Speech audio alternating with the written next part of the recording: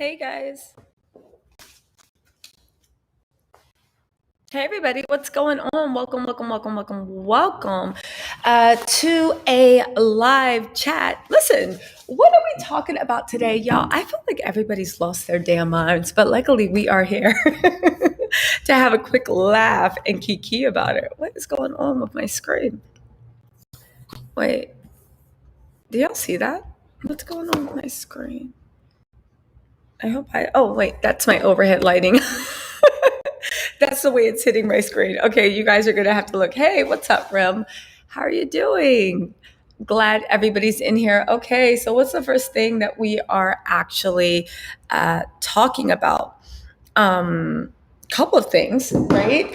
Everybody's lost their mind. Thank goodness we are here to document it. I feel like I should actually move to a different place because this light that I'm sitting under is really bothering. We'll do this so it looks magical. How's that sound, you guys? Hey, Amika, what's going on? Hey, ACE. Hey, Yogi.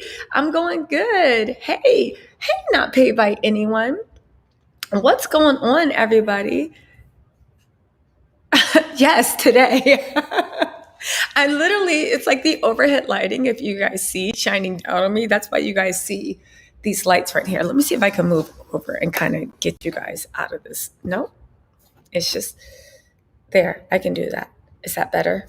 No? Okay, so I'll just move to the side. We'll act like these are spirits or somebody's putting roots on me. Okay, you guys, let's get into this, right? Let's get into this. If Restream doesn't get off of my thing. Okay, thank you, Randy. Appreciate that. Okay, so what's going good today? Hey, Nonya, what's going on? What's going on, everybody? Let's say hi to Micah. Hey, Jaja. Hey, this side is good. Okay. Oh, is it good? Okay, so I guess it's just my stream. Okay. Thank you. That Jennie my teaser has me waiting on. Y'all, let's just get right into it, right? First, let's talk about Jennie Mai, right? We got a little bit of dragging Porsha. You know, that's always on the agenda. But Jennie Mai has, it's not even her. I can't even blame her, right? So her husband, if you guys saw the video, right? B saw, what's up, B? B saw that video I did of Jennie Mai where, you know, she posted those beautiful, I'll say it, those beautiful pregnancy pics she had with the blue dress billowing up behind her, right?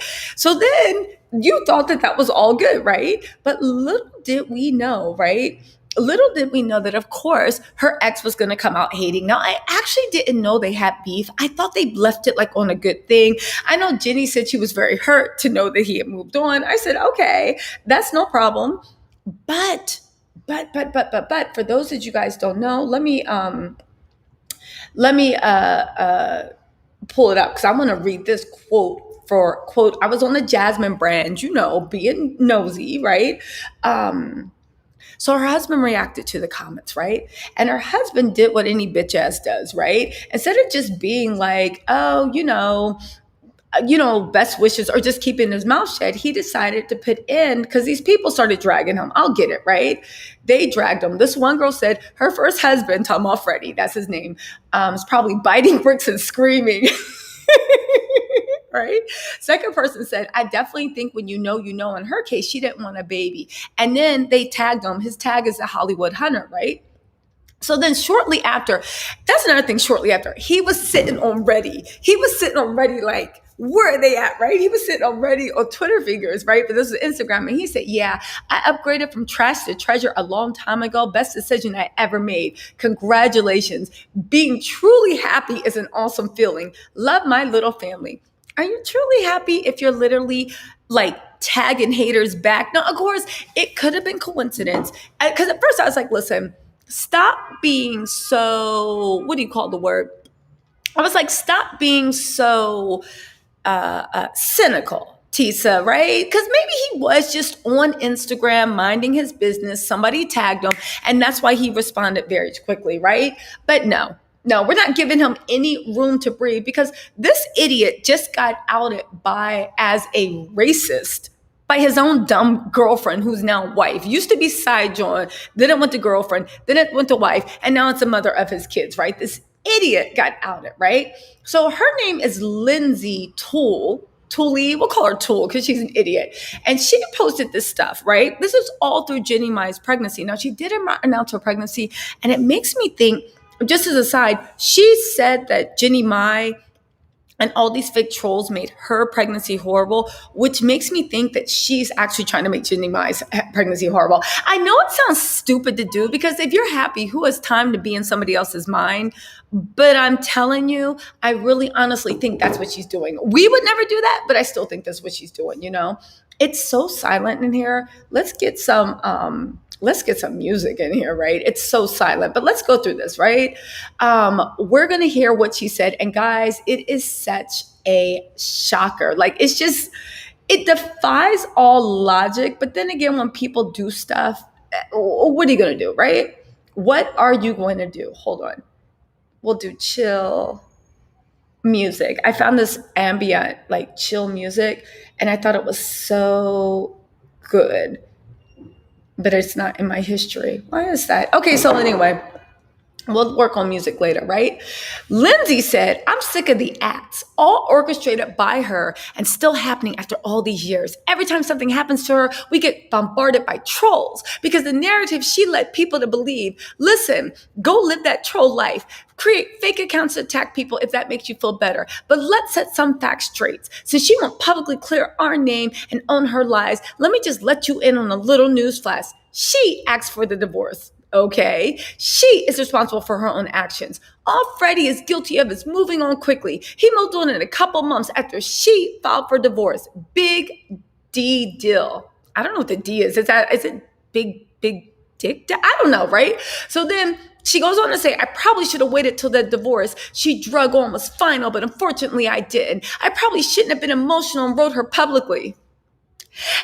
But I was sick of her shenanigans, and I did. No one cheated on our end. You were the mistress. He was still married, right? So get over it, people. There is zero tea here. She just led us all to believe there was something. She moved on, and hopefully she's truly happy. She's not talking about Freddie anymore, so that's nice. About damn time. Freddie has never looked back and never spoke her name. She doesn't care. Meanwhile, she used her platform to destroy us and present a sob story for attention. Everything she does is for strategic attention. We are all just her little sheep. Girl, this girl is such a dramatic mess. I actually love what a dramatic mess she is because it's good for us. Because you guys, just hang in there because the racist part is coming and it is going to be like, what in the world, right? She's got you all fooled. Let her be happy. Let us be happy. Leave people alone. We aren't the least bit interested in what's going on in her life. So stop adding us. We do not care. Then she went on. I truly do not want to put her through what she put me through when I was pregnant. Stop the drama and let us all live, right? Y'all, first of all, before I get to the racist part, because it's a shocker, let's actually break down what she said, right? She said there was no cheating, at least on our part. First, she said she drugged the divorce out, right? But girl, if she was over it, why would she drag the divorce out? Is it because you were laying up in bed with her husband and he was doing pillow talk, running his fingers through her head, being like, baby, she's just mad.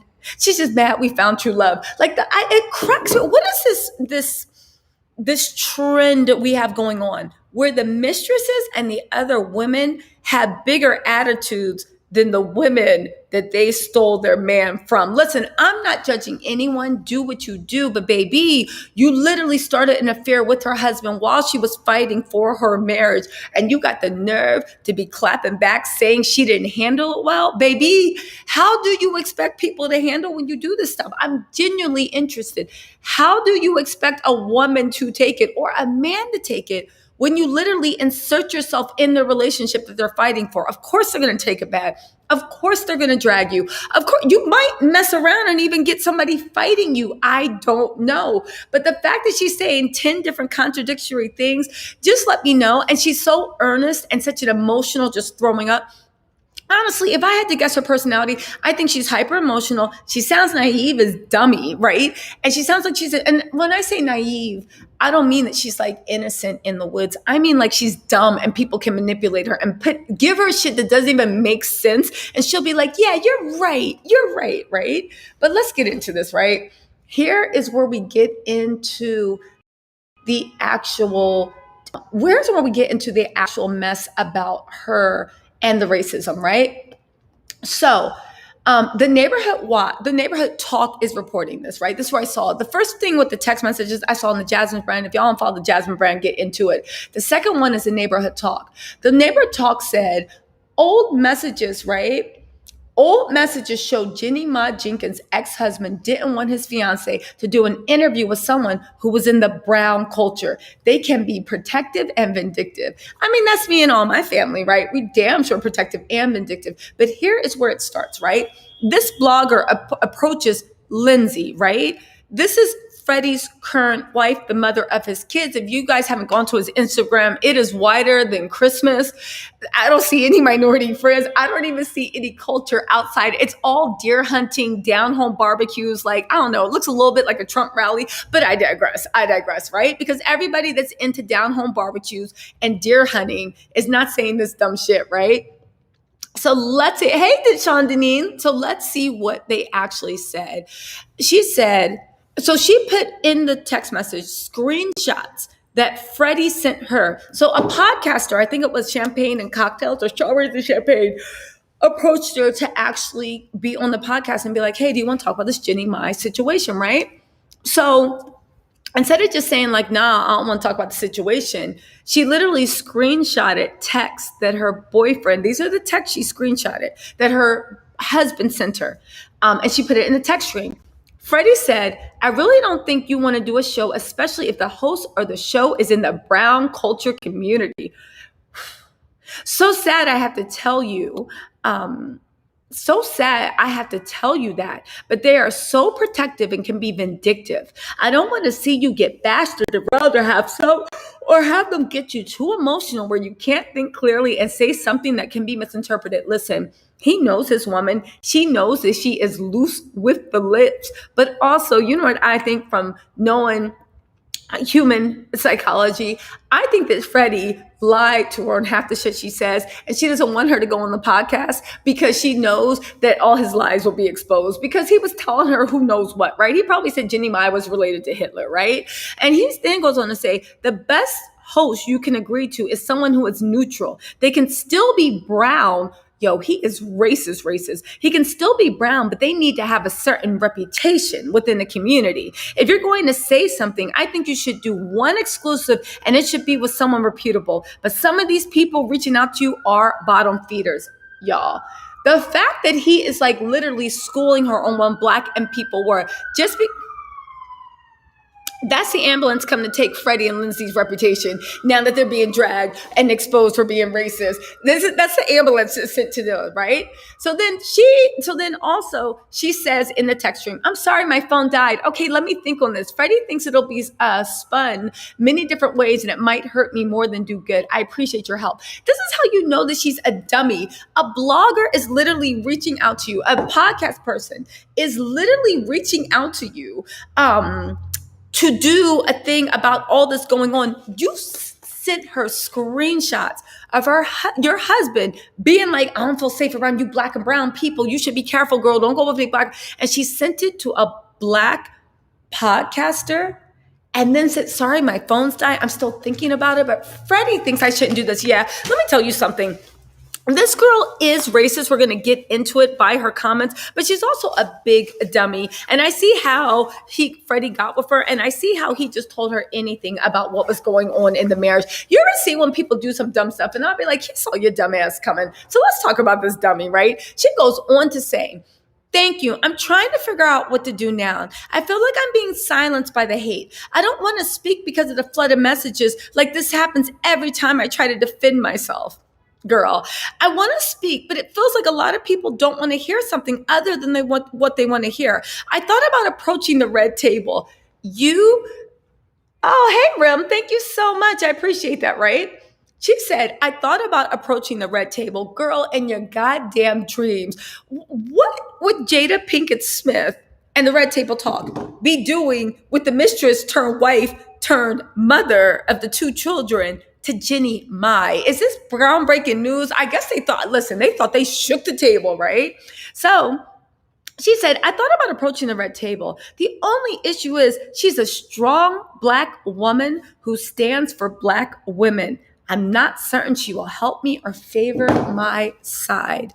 Are they so racist that they don't realize that Jennie's not Black? Let me know what y'all think in the comments. Are they so racist that they don't realize that Jennie is not Black? What would Jada Pinkett Smith being a Black woman have to do with speaking on what happened to Jennie Mai, who's what, Guam, Filipino? She's some Pacific Island, right? What does that have to do, y'all? I think they're so racist. They think Jennie's some type of Black. Like they don't understand, right?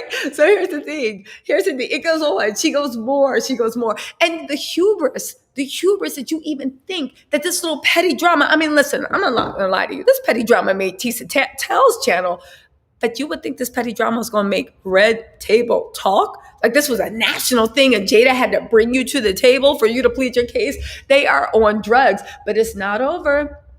It's not over. The drug spree continued. At first, when I was reading it, when I first started, I was like, she's on drugs. Then I was like, what type of drugs? Then I was like, she's on Molly. Then I said, no, she's on Coke. Then I said, no, she's on heroin, right? But by the end of it, I was like, I think they're freebasing meth. I think they're freebasing meth in that hunting cabin because what in the world? So let's get through these things, right?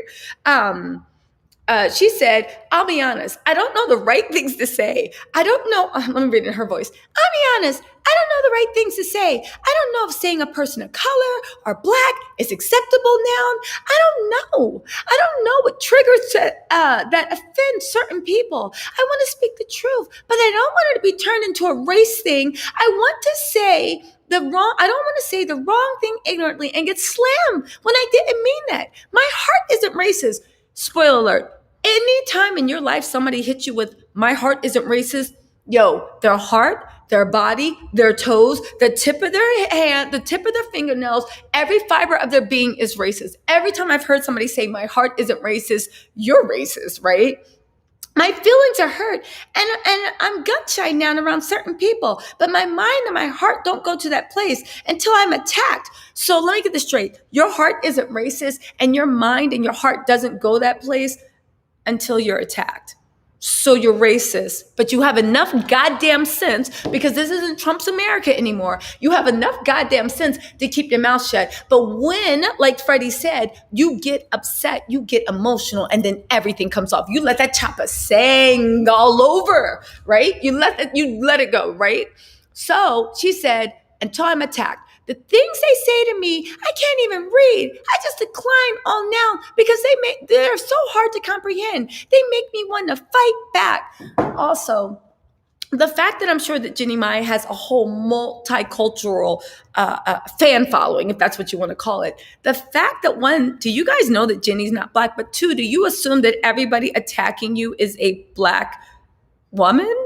Or a brown person, the brown community? Let's get into it. There's more. I don't want to fight, right? She said they make me want to fight back. But then she says, I don't want to fight. I just want to speak my piece. I didn't take someone's husband. Yeah, you did, right? I didn't take someone's husband. There's so much more to the story. Freddie's employee overheard Jennie talking to one of her co-workers' husbands about some very explicit, detailed things regarding another man. Freddie stayed through a lot. She isn't being honest. Let me get this straight. First of all, you big dummy, you are believing everything this man tells you. If you guys are just joining me, we are talking about Jennie Mai's ex-husband, Freddie, who showed himself to be a bitter Betty, but also showed himself to be racist, and who doxed him as being racist. His dumb girlfriend, now wife, mistress, now wife, now kids, mother, damn near doxed them both. She literally let that chopper sing all over herself, right? But she said, let me get this straight. This man met you and told you that he was, because let me tell you something, anytime that you get involved in someone's marriages, whoever's cheating, the man or woman, has the same story. The person they were with was the biggest, horrible, most nasty, mean person. Women are a little bit more honest, and I'm saying that because I am a woman, but men, always the woman was crazy, she was mean, she mentally abused them, they did all this stuff, right? So the guy you're cheating with, right, while he's going through a divorce, told you that the reason he's getting a divorce is because, follow me on this one, his employee heard his wife talking to her co-worker's husband about explicit sexual acts that his wife was doing with another man. You guys, let's get into this weirdness, because why she'd even believe it. First of all, Jennie Mai is not stupid. And if this girl is to believe, Jennie Mai is very calculating. I do think there's a little truth from her being calculating. Doesn't mean it's a bad thing, right? It means she's smart. In the fact that when Freddie literally and that girl let it sing, all of a sudden these mess. Okay, anyway, let's get into it, right? But also, and we're going to take comments in a second, right? But also, the fact that this man got you to believe, willingly believe, that she was being messy in front of her husband's employee, which is weird because who would be that dumb? And you said that she's calculating, so Jennie Mai's not done.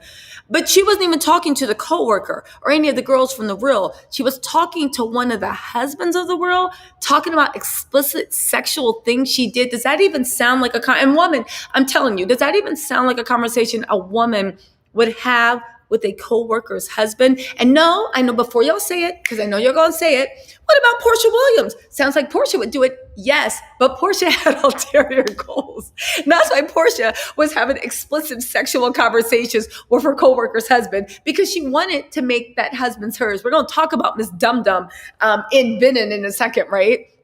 But that's why that she was actually doing it, right? But hold on, you guys, right? But anyway, so I was like, you was a whole dummy, but there's more, right? Freddie stayed through a lot. She isn't being honest. She was done long before, right? She was done long before, what'd she say?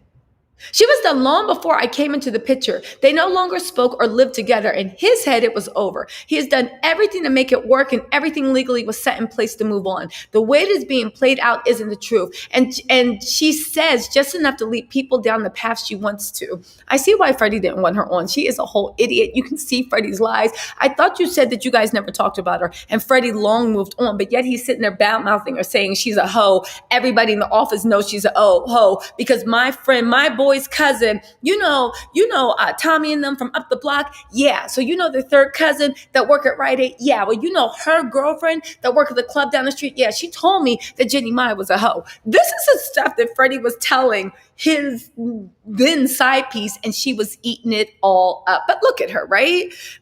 She looks emotional, but there is something about her that just has that, I don't know, dum-dum look. I don't know how to describe it. Or maybe I'm projecting and I'm reading her text.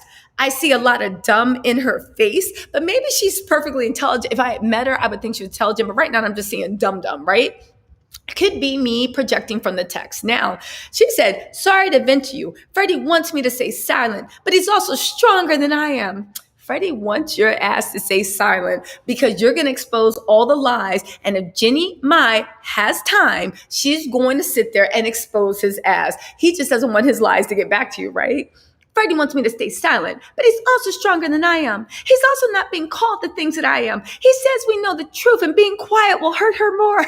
Yo, anytime a man's been lying to you, they always hit you with a, shh, baby, I know she said she slept with my father, cousin, brother, and sister, but don't say nothing at Thanksgiving because being quiet's going to hurt her more. Really? Is it? Okay, right? But I don't want to hurt her. I never wanted to hurt her in the first place. Girl, this whole stream, and this is a lot. She wrote War and Peace. She wrote A Tale of Two Cities. She literally wrote The Scarlet Letter and 2 novels by James Austen all over text. I hope she did this by voice dictation because, girl, her fingers must be tired. You didn't want to hurt her in the first place. Of course you did, right? Of course you did. Thank you, Rem. If she was truly heartbroken, I would have walked easily. But you said you never talked to her. So how would you tell who is truly heartbreaking? Again, you're only going by what the man who cheated on her with you is saying. So what is this thing about, and I'm not saying if you are involved in a cheating thing, you have to wear a scarlet letter, but I think it takes a special type of nerve, and it's one we're seeing in this culture where the side chicks are getting a little spicy, a little spicy ramen, and literally clapping back at the wives. It's like, what is the problem? You got their man, you got their life. Why? But maybe that's why they're so mad, because you actually got their life too, right? So she said, but she wasn't. Who again, how do you know what she was? Because you and Freddie ain't never talk about her, right? When the person she left him for didn't work out and he had already moved on, right? And she had already moved on, uh, and he had already moved on. That's where she stopped, right? Now, you guys, just to let you know about, I'm not saying they're racist, but look at their holiday pictures. You guys, look at, can you guys see it? Sorry, is there light shining on this? Look at their holiday pictures. Look at it. Look upon thee. Y'all, this is some LL Bean country club, not even club, shooting club. I can't, right? Listen, we all know. Oh, this is a good one. Abundantly Cindy. Let's get this thing. So Abundantly say, what y'all think in the comments? Abundantly City says, why can't I get this to go down? Hold on, guys. Restream is playing on my screen. Oh, here we go. Abundantly Cindy said, bingo, his first baby's birthday wasn't in sync with the separation and the divorce. The math ain't mathin'. Y'all, again, this is layers of what the hell. You clearly cheated. The side joint alleviated herself from guilt because the guy she was cheating with told her that it had been over, even though you said that she dragged out the divorce. So if she dragged out the divorce, that would lead me to believe she really don't want to get divorced. But he was probably like, baby, she just don't want us to be happy, right? When the guy she was seeing didn't work out, what proof do you have she was seeing who she was seeing? But even on top of that, then you guys get into not trusting brown people and you want to go, you would consider going on Red Table Talk, but you don't want the black woman to come with you because Jada Pinkett Smith seems like a strong black woman and she goes for black women and you don't think that the delusion, the privilege. Let's get into these comments, right? Listen, they are racist. She follows the Trump. You don't even have to listen. I didn't even need to know that they followed Donald Trump because I just saw this. Look at this. Can y'all see this mess? Look at this get up. The bow tie. What is it about bow ties? Again, I know that they're common for weddings and stuff, but has anybody noticed that the bow tie has become the national statement for Proud Boys, for problematic men, for people that are very wary of brown culture? Again, I don't know if they don't know Jennie Mai's not black because I don't understand how being around black women is going to do anything with Jennie Mai, but I guess they think we all stick together. This is the pictures. Even the son is wearing suspenders. Listen. Look at this. It looks like, I mean, that's a cute picture. I'm not going to shade them for that. But we'll just go back to this one, right? Look at this. It looks like Trump country. It looks like barn doors. It looks like whatever, right? Let me say that. The Walmart, that's right, Chef CC. It looks like Walmart holiday cards. All right. The girl seems brain dead, but some Asians do identify as white. Also, Jeannie has also said a lot of racist things. They just want attention. So you know what? That's a funny thing you said, right?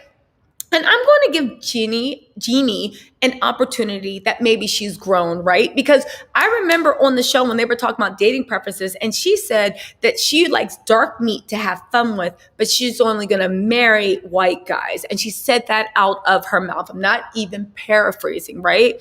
And I remember everybody was like, what the fuck? Right? But she then, when she started saying Jeezy, she came out and apologized to it. Now, a little tea on Jeezy because whatever. Jeezy is the type of person from where he was, he might have evolved too, where he wouldn't really care if the mate he was with was making those type of statements. If you know what I mean, he really wouldn't care if the mate he was with was making those type of statements, if you know what I mean. So anyway, right? So she said problematic things about the black community. She said problematic things before. So one, I was side-eyeing her like, how do you date a racist? Because at the end of the day, there had to be a common nexus. Now, maybe you weren't as racist as him, but you had your little prejudices that he did. I just don't understand how someone that is not racist or prejudiced can date somebody who's racist and prejudiced that openly, right? But let's just say she didn't know and whatnot. The fact that, like, y'all, it's just crazy. Listen, she said, Jennie Mai can't identify as white. She said, yeah, some racist men do fetishize and date Asian women only. So he may have always been covertly racist, but put Jennie on a pedestal. So you know what, Light Mission? I actually have seen that happen from a few of my girlfriends who are Asian, and you are 100% right. In a weird way, there's a fetish where Asian women are seen as very, very submissive, right? They hate Asian men, but Asian women are seen as submissive. And they're also fetishized sexually, right? So in that case, racist men do date them because it is a weird fetish, and they like the way that apparently they're supposed to be submissive. I'm not saying they are. I'm just saying the way a few of my Asian girlfriends have actually complained about being fetishized, right? Now, listen, Jennie is from the Bay Area, Cali. I don't know how they hooked up. Yeezy is more her flavor. I was going to say this also. Anybody from the Bay Area knows Yeezy is more her flavor. The Asian men and women from the Bay Area, San Francisco, Bayside, San Jose, all those things, yo, they're down. They're down. They're down. They're so cool. The culture is so amazing. You know, yes, it does borrow heavily from African American culture, but they've been here since Hannah had puppies. Like, they've been here almost as long as our ancestors have been here, and they developed their own culture. It is heavily influenced by the African American culture, but I think that's what happens whenever people that are around each other that both deal with racism and obstacle, they tend to cling to each other and really get, right? But let's get into this, right? Hey, Jessica T, right? They are in a rude awakening too. My best friend was from Thai. I know what you're talking about. I don't have lines on my face. It's this damn light. Is this better? I'm trying to get it. There's light. It's these ceiling lights coming down. It's not lines on my face, y'all. Let me see if I can move this and get the lines off. Hold on, y'all. Is that better? Less lines. Is it? Is that better? I don't know. Do y'all think this is better? No? Hold on. Let's move it this way. No, I don't like that light. Let's move it over here. I'm on my laptop right now. You see what I do for my people? Okay, so. Ow. All right. Is this better, everybody? Okay. I'll do it like this. All right. So, yes. Okay. Right. Okay. Right. It's electronic. It's not. It's the lighting. It's not electronic makeup. This lighting won't leave me alone. I guess I should have had some backlighting, but I didn't. Whatever. Y'all gonna have to deal with these lines on my face. Look at them as teardrops from heaven. So anyway, y'all got me messing up the couch, moving all kinds of ways. So anyway, right? You thought you were seeing things. I should have left it there and been like, what lines? What are you guys talking about? I see no lines, right? Okay, so you guys, getting into this, right? Yes, the angel orbs around you, right? Oh, so her mom is Vietnamese and her mom's. Listen, I don't want to turn this into a thing on Jennie Mai. I just thought it was like really interesting. Like, why? I'm literally going out of my way to fix this. I just find it like really, really interesting that that's even happening, right? So that is what I'm saying, right? You said you look great for what it sounds like you're having one of those moments like Jerry Seinfeld's with the bad lighting. Listen, this is all I can do. You guys are going to have to deal with that light coming down. It's a halogen light. You know how they are. Oh, maybe I'll move. There we go. Is there any way I can turn it off? It's a damn spotlight coming down. So anyway, it better be the light and not my damn computer screen. Can you guys see that? That's what's causing the light. I just gave you guys a glimpse behind the magic curtain. You guys just saw what is happening, right? All right, let's see. There we go. There. Okay, you guys. All right, so look. Okay, now that you guys took me off of topic, let's get back to what we're doing, right? Let's see. You should have never been married, children, non-negotiable. Listen, but now I'm beginning to think maybe that's why she never had children. Because follow me on this, right? Maybe because he is so casually racist, maybe he said racist things about her culture. Maybe he said racist things about her mother. Maybe he said racist things about the way she believes in actually dealing with her children. Like, maybe that's what's going on. Maybe that's why they never had children. Do you know what I'm saying? And she was like, he was out of his damn mind, but she was like, okay, that's good enough for me. And now it's on to a new thing. Do you see what I'm saying? Let's see. I just know that, let's see, I just know that Freddie is hurt that Jennie didn't want to have no hunting children with them. She even admitted that she didn't even want to marry him. She felt pressure because he proposed in public. Ooh, Jennie is vicious and savage. I like that. I like that. But you know what? That is another thing about someone proposing in public. Has anybody ever been proposed to in public? Does that pressure you to say yes? Or do they propose in public because they're so certain you're going to say yes? Which one do you think it is, right? Yeah, smart to make that move. Who said that? Candace said she was smart to make that move if that was the case. JJ said, Jai says, I was thinking the same. That's thinking maybe he always said little snide things. And she was like, I ain't never having kids with you. Ever, ever, ever, ever, ever. Jackie Bishop said, Yeezy said his family spent years in Japan before finally moving to Atlanta. Jeezy, I don't even want to talk about the tea I know about him. Maybe he obviously Jennie. Listen, Jennie Mai is beautiful. I don't believe in you know me. I'll date whatever, right? Jennie Mai is when I did date, right? Jennie Mai is a beautiful woman, but Yeezy is one of those guys that really wants to know if somebody's hair is real, if it's naturally curly, and actually even the whole lighter than a paper bag thing. That's all I'm saying about Yeezy. So in that aspect, I can see how somebody that was married to that man is now dating Jeezy and is Jeezy's wife. Do you see what I'm saying? You see what I'm saying, right? You see what I'm saying, right? He later told me he proposed in public, so I had to say yes. We're in the middle of a divorce now. Ooh, that's what's going on. Candace said, oh, wait, B, you had it too? The pressure to say yes? But did you guys, you're getting divorced now. B, did you actually say yes, though? You guys, hey, Nads, what's going on? You want to know? Oh, also,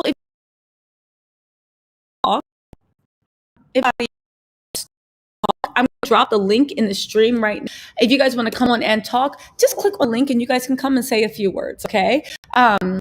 Yeah, that's some crazy, crazy math, right? You guys, also, did you see what's going on with the Erica Jane thing and Tom Girardi? If anybody wants to pop in, I dropped the link in the stream. This is the link. What you do is you click on the link and then you can either do audio or you can do voice. If your hair is not done, if you're in some place you don't want us to see what's going on in your house, right? If you're laying in bed with your side piece and you don't want anybody, you told your boyfriend or husband you were at work, hit that link. Call in. We don't got to know. All right. Is the live cutting in and out? I don't know. Is it? It could be. Okay. My husband proposed to me in public, but I was anticipating a proposal. Ooh. My husband proposed to me in public, but I was participating. That's what you think. I would think if somebody was going to propose to you in public, they would be 100% you were going to say yes. And then they just did it for the fanfare because they wanted you to have your fantasy proposal. You know what I'm saying? Don't get me wrong. I've seen some really good proposals. I'm into proposals. I really, really am. I know it seems like I would never be that type that's into proposal in the fanfare, but I actually really am. So I thought that the whole thing was, I know you're going to say yes, but I want to make it really, really special for you, right? Let's see. Who did B say? You would run by hell if somebody proposed to you in public? I wouldn't. I mean, if I wanted to say yes, right? You said, I didn't answer, but I took the ring and he admitted later in private that he had. He admitted later, he admitted, I didn't answer, but took the ring, and he made it later in private that he did it that way because he knew I wouldn't embarrass him by saying no. But this is what I don't understand. Even if you don't embarrass them by saying no, once everybody goes home, nobody goes home and they're just like, listen, I think you're really nice, but one of the reasons why I said yes is because you asked me in front of our whole congregation. I don't think this is going to work out, Let's see. I can still sound, but it's okay. Have to get one of your round lights you can sit on the table. Maybe, right? Yeah, see, you hate public display. I like public displays of affection. Well, you know what? I will say, B, I think it's with the right person because prior to my current boyfriend, I hated public displays of affection. But now I actually enjoy it. But that's because I like him, so it doesn't look like I don't know. But then again, there's a lot of things with him that I used to hate. But with him, it's completely different, Yeah, you have to make it special, right? Case in point, you didn't get married. That's right. B was like, yeah, so about that, no, I don't think this is happening. Okay, you guys, the Erica Giraldi stuff, we have to talk about it. Y'all, I put a video up for all of you guys watching. I hope you've been watching my videos. I don't know why YouTube is not doing notifications, but whatever, I'm going to advertise for my videos. The Erica Giraldi mess, I told y'all she was involved with it. I told you. Now, I had a few people in my stream being like, no, that doesn't prove anything. Tom has dementia. I want to know right now and let me know. Do y'all actually think that Tom has dementia? I 100% do not believe it. And I say it a million times. Until he is checked out by an independent medical expert, I do not believe what his doctor says. I don't understand why people's minds, it's like people like kind of revert. And I'm not saying this is not about people's intelligence. Maybe in my own way, I do the same thing. It shocks me the way people revert to factory settings. So you have a man that lied, that cheated, that stole for decades. For decades, he was a con artist and he was greedy. And according to people, he was mad and he was power hungry. He dead for all. Do you know how many lies he had to tell to get this going? How many people he had to bully and intimidate? Look at the way his wife acts like she's Billy Badass, bullying and intimidating, right? So this is what we know about his personality. He has no moral compass. I'm not going to say he's a narcissist sociopath because I don't know about him in his prior marriages or anything personally, but I am saying that he definitely is a cold-hearted individual that will lie, cheat, steal, kill, do whatever he needed to stay on top. And that's exactly what he did, right? Now, here's the thing. Hold on, guys. I'm getting cold. Hold on, guys. Now, here's the thing, right? We're going to get to that, RR. We are going to get to that. But here's the thing, right? So we have all that going on. All right, cool, right? But the one thing, I'm sorry, I can't get this light right. Y'all just going to have to deal with it. But the one thing, right? When I'm like, yo, I don't think he has Alzheimer's, everyone's like, it's disgusting. You should be ashamed of yourself. Why do you think that someone that lied about their whole life and let me tell you why I think he's doing the Alzheimer. Because y'all like, oh, he's lost everything. He hasn't lost everything. He still has his freedom. He still has his freedom. So right now the money's hidden and they don't have to pay back any of the money, right? But he still has this goddamn freedom. So what's his next move? He's worried that the feds are going to take away his freedom. But nobody's going to put a man sick with dementia in jail who's 82 years old, right? Because for it to be criminal file, you had to know what you were doing. You had to have culpability, right? So he hasn't lost everything. He's still fighting for his freedom. But you have this person who now all of a sudden, when all the lies came down, found out that he had dementia, even though Erica and them said her grandmother had it. If your grandmother had dementia, then you know the signs. If you know the signs, then why didn't you let them do surgery on them? Why didn't you have them checked out by an independent expert? Why were you taking money from someone who had dementia? Because again, you saw the dementia happening. So why were you taking money from someone if you saw the dementia happen? But let's roll back and just go by her story, right? You have all this stuff. You show you have no moral character. You show you will rob and Peter to pay Paul, do whatever to give Erica that Gucci bag. Your doctor says that you have dementia. Now, you've had the whole bar department allegedly in your pocket. I assume this doctor is one that is one of your friends, probably one of the doctors that you've used for cases. Most likely this doctor did a lot of shady stuff for you in your cases, and now he has to stick by you, right? So you do all this stuff with the doctor, right? You do all this stuff, and then now, because he said you had dementia, this is your guy. All of a sudden, everybody's in the comments saying, I should be ashamed of myself. Tom has dementia. Why? Because he looks frail. Did you guys see Harvey Weinstein and Bill Cosby, the way they turned on a dime and came out in walkers acting like he couldn't see? What don't you think that this man will lie, cheat, steal, maybe even kill, who knows, to stay on top? And now because he has a doctor's note, y'all want to believe that at height when his whole kingdom was crumbling, he has dementia? Again, maybe he does have dementia, but I'm 100% I'm going to have to see, right? I need you to show me, and I'm going to have to see an independent doctor evaluate you and actually tell me that you actually have dementia, right? I'm going to need to see it. And no, your word and your wife's word is not good enough. It just shocks my mind the way somebody told you that they were a liar and a schemer and a conniver a billion times. They showed you they had no, and I'm not saying people can't change. I'm saying that, okay, you have your past, but your presence shows you have no intention of caring. So if you have no intention of caring, why would you believe he had dementia? Now let's talk about why he might have looked so evil when Erica's name was brought up. Let's just assume, right, that they're both in on it, right? Let's just assume they're both in on it. Now, what's actually happening?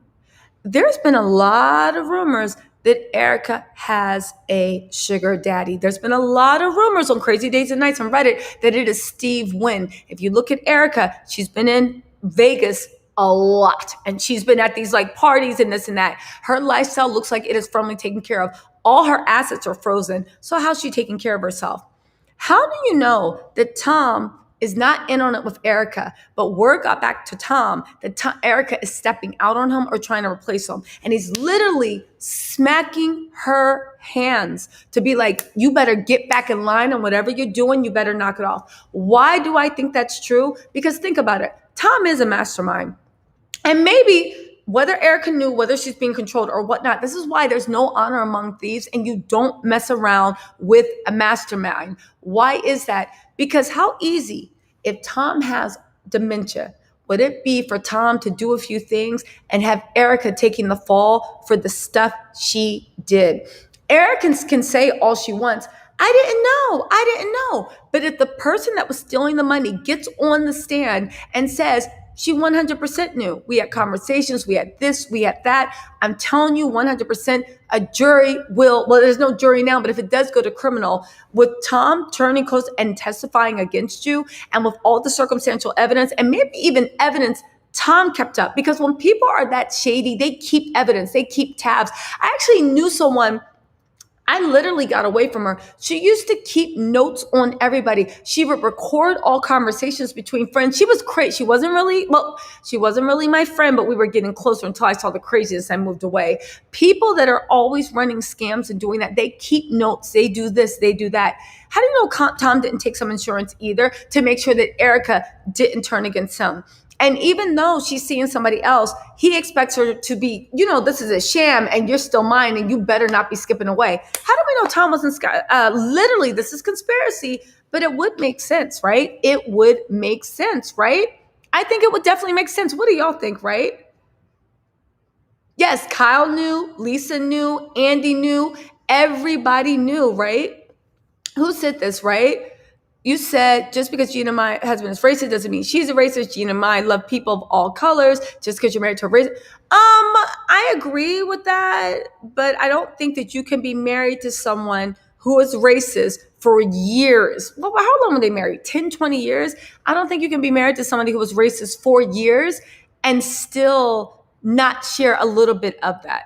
It's like somebody being married to someone who is a criminal or who is mean or who is cruel.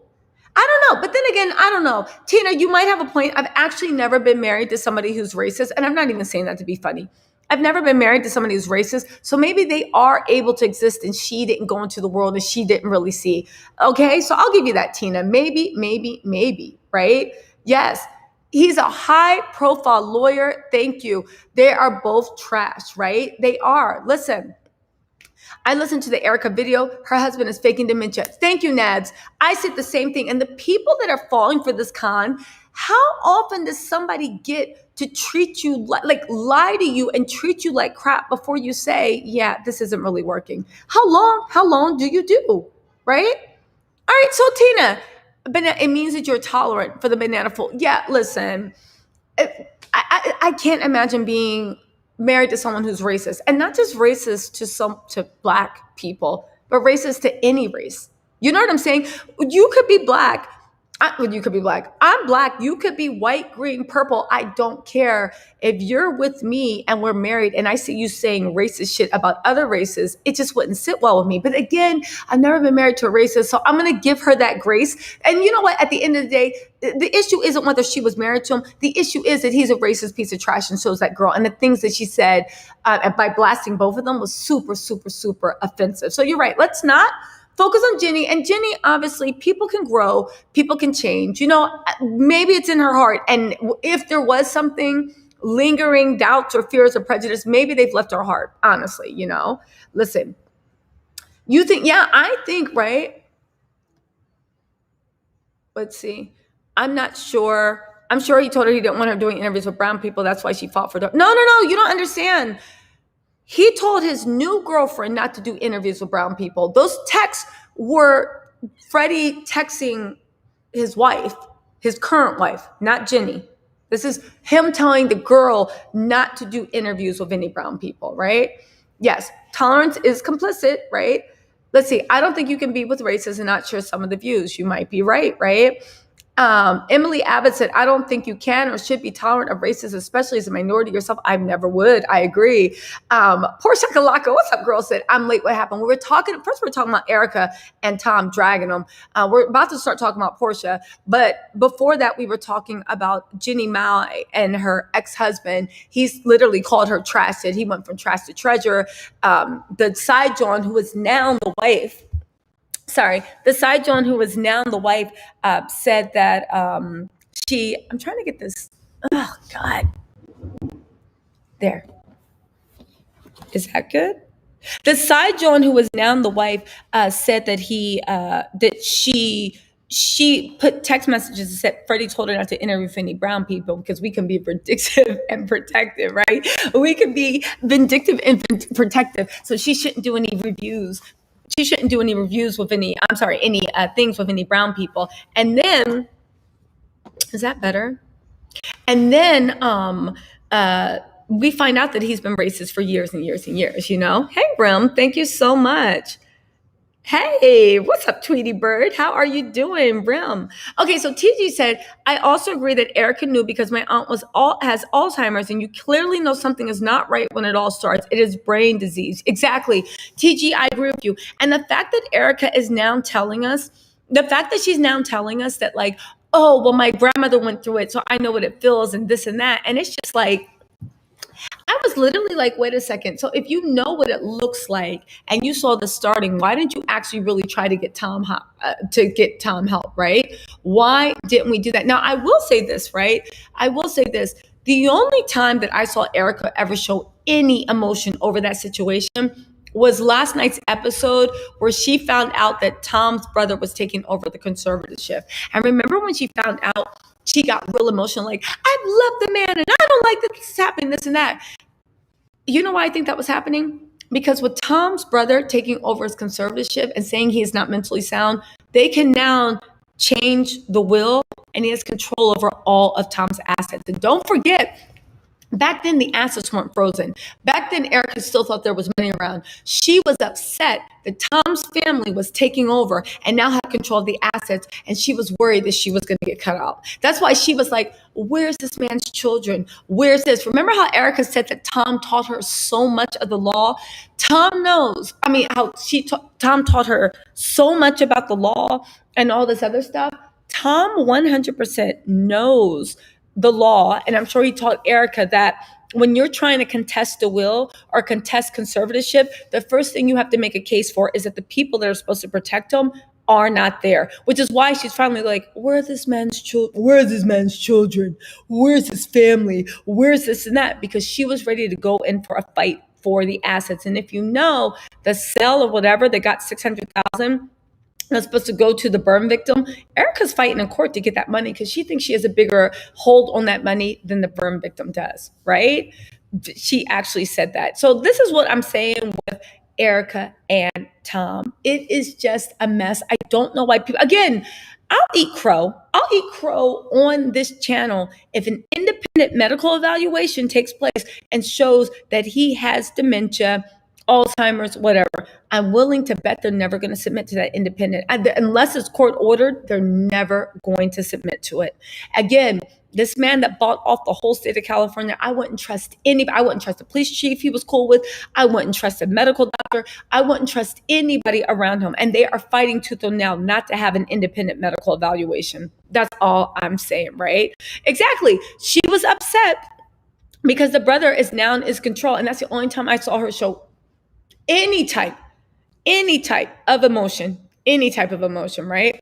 She always said she liked black men. Her and her husband used to date years ago when Jamie's first came out of doing the fashion. She was in love with Jeezy way back then, but he was like, oh, was she really? Okay, Jennie, let's see. All of Jeannie's alleged prejudice better be gone because listen, it's alleged prejudices. And again, people grow and change. Like, honestly, a month is enough time to start seeing things differently. A year is enough time. I'm not saying that she is still prejudiced or she has problematic things. I'm just saying that man she was married to is 100% racist and still has problems, right? Let's see. Just looking at him, you can tell no, Claiborne Hands. I don't think that he has dementia or let me tell you something. Why do y'all think he has dementia and Alzheimer's? Do you not understand that Tom was a con artist, and con artists are excellent, excellent actors? We need a medical evaluation. Because he looks skinny, that means that he's putting himself on a diet. Remember when Harvey Weinstein was under thing and he came out in a damn walker saying that he was blind? Remember when Bill Cosby came out in a cane and said he couldn't see? Do y'all remember that? Do y'all remember that? Do you not think that people lie? And even dementia. If you showed me somebody with dementia and I had to like act my way out of a paper bag, when you're around someone and you observe them, you can act like you have dementia. He hasn't been made to evaluate. What does walking slow and have a spacey look in his eye have to do with having a dementia? I want to see a medical evaluation and not his doctors, right? Let's see. Michael Gogan. Up and Adam said Dana from Orange County said Erica's sugar daddy is Michael Gogan. Own 20. Dana, a caller. Let me tell you something. Listen, I really like Up and Adam's show. I did not see it, so I can't remark on it. Dana from Orange County said Erica's sugar daddy. She might be right, but Crazy Days and Nights and all the Reddit threads have Steve Wynn as the sugar daddy. But maybe it is Michael Kogan. I don't know who that is. This is all alleged, right? I didn't see that show, so I can't even really speak on what Dana said, but Up and Adam's show is cool, so I don't know. I mean, you know what I'm saying? I don't know. Did he invite this caller on to say it? Was he giving her credence, or did he just let her come on and actually speak? Listen, we need to stop believing everything that comes out of men's mouth. I agree. Listen, if he is, well, maybe he has early stages of dementia. Maybe Eric. Oh, listen. Well, here's the thing. I will give you, Nads. If he is in early stage dementia, that doesn't explain all the crimes he did. He should still be held criminally accountable for it. But let's just say he's in mid or late stage dementia. That means that Erica knew that she was taking money from someone that did not have all their mental faculties. That means Erica knew. What does that say about Erica then? Honestly, it makes her look more guilty than Tom, if you know what I mean, right? Listen, that's right. Let's get into this. Hey, said y'all need to stop believing everything that comes out. Where's this? Tina Davis said she just married the country guy because really Jeezy was with someone else. So she probably said, I'm getting older and don't look like me and him going to ever be together. Wham, universe put together. You could be right. Now this is interesting.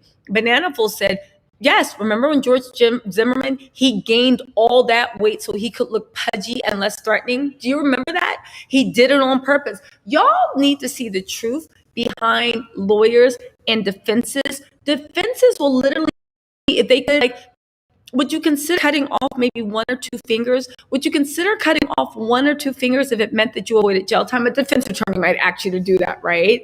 You know what? Yes, exactly. TP, I could act all I want to. If it was between going to jail for the rest of my life, because Tom only has, even if they only give him a 10-year life sentence, a 10-year sentence, that's the rest of Tom's life. So could you imagine somebody giving you the choice between going to jail, right? Between going to jail or faking like you got dementia? Girl, I would be watching every YouTube video about acting method, the Chomsky method. I would be going deep dive. I would be censoring myself.